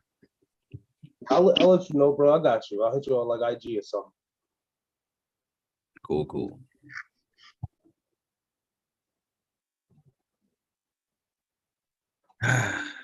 All right, y'all. So I promise that if these kids did not, if they behaved and didn't really barge in while I was doing the stream, I play Mario Kart with them. So I've got to go make good on my word. Anybody here play Mario Kart? I used to on 64.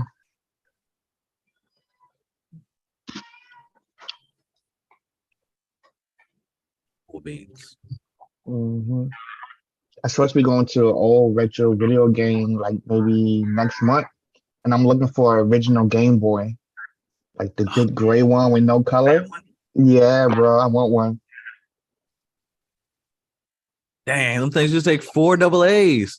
Yeah, I remember, bro. A whole pack of AA's. A whole pack. God Yep. bless them. The green and black screen. Yep. I remember I had a cousin, his mom had some money, so he had the whole shebang. He had the Game Boy plus a little flip screen you could put on top to make it look bigger, plus a little light. Oh man, and a little accessory for the D-pad. Oh man. Damn. Hey, you remember Dreamcast? The game system Dreamcast? Yeah, I never played it. Never got into it. Yeah. It was pretty dope. I was Super Nintendo. Yeah. I And think then- my favorite system was the Nintendo 64, bro.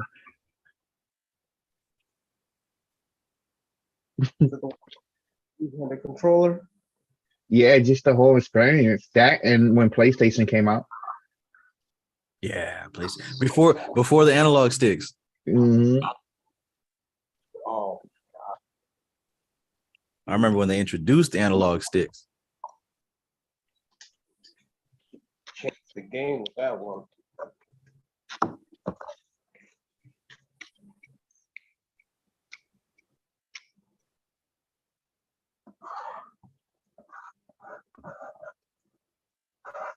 Yeah. Good stuff. Good stuff. Well, all right. I'm about to bounce. I appreciate all of you. Thank you for being here. Thank you for your input. Thank you for doing the work and keeping it real in a world full of fake. But then again, they're doing what they're supposed to do. So in a way, it's all good. It's all good. Let these folks scramble talking about we got the Chinese dollar coming. That's what they're supposed to do. That's why they're here. Life is good. Thank But yeah. you. Have a good night. Have a good night. Thank you, Have a Trav. good night. Peace, everybody. Peace. Peace. Grab a copy of that ebook if you did not already.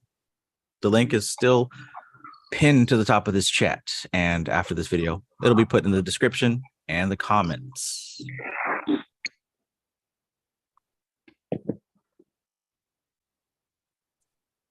All right. This is TK Trav, aka Travis Magus, here with LVX 777. I love you guys and girls and everything else. Peace.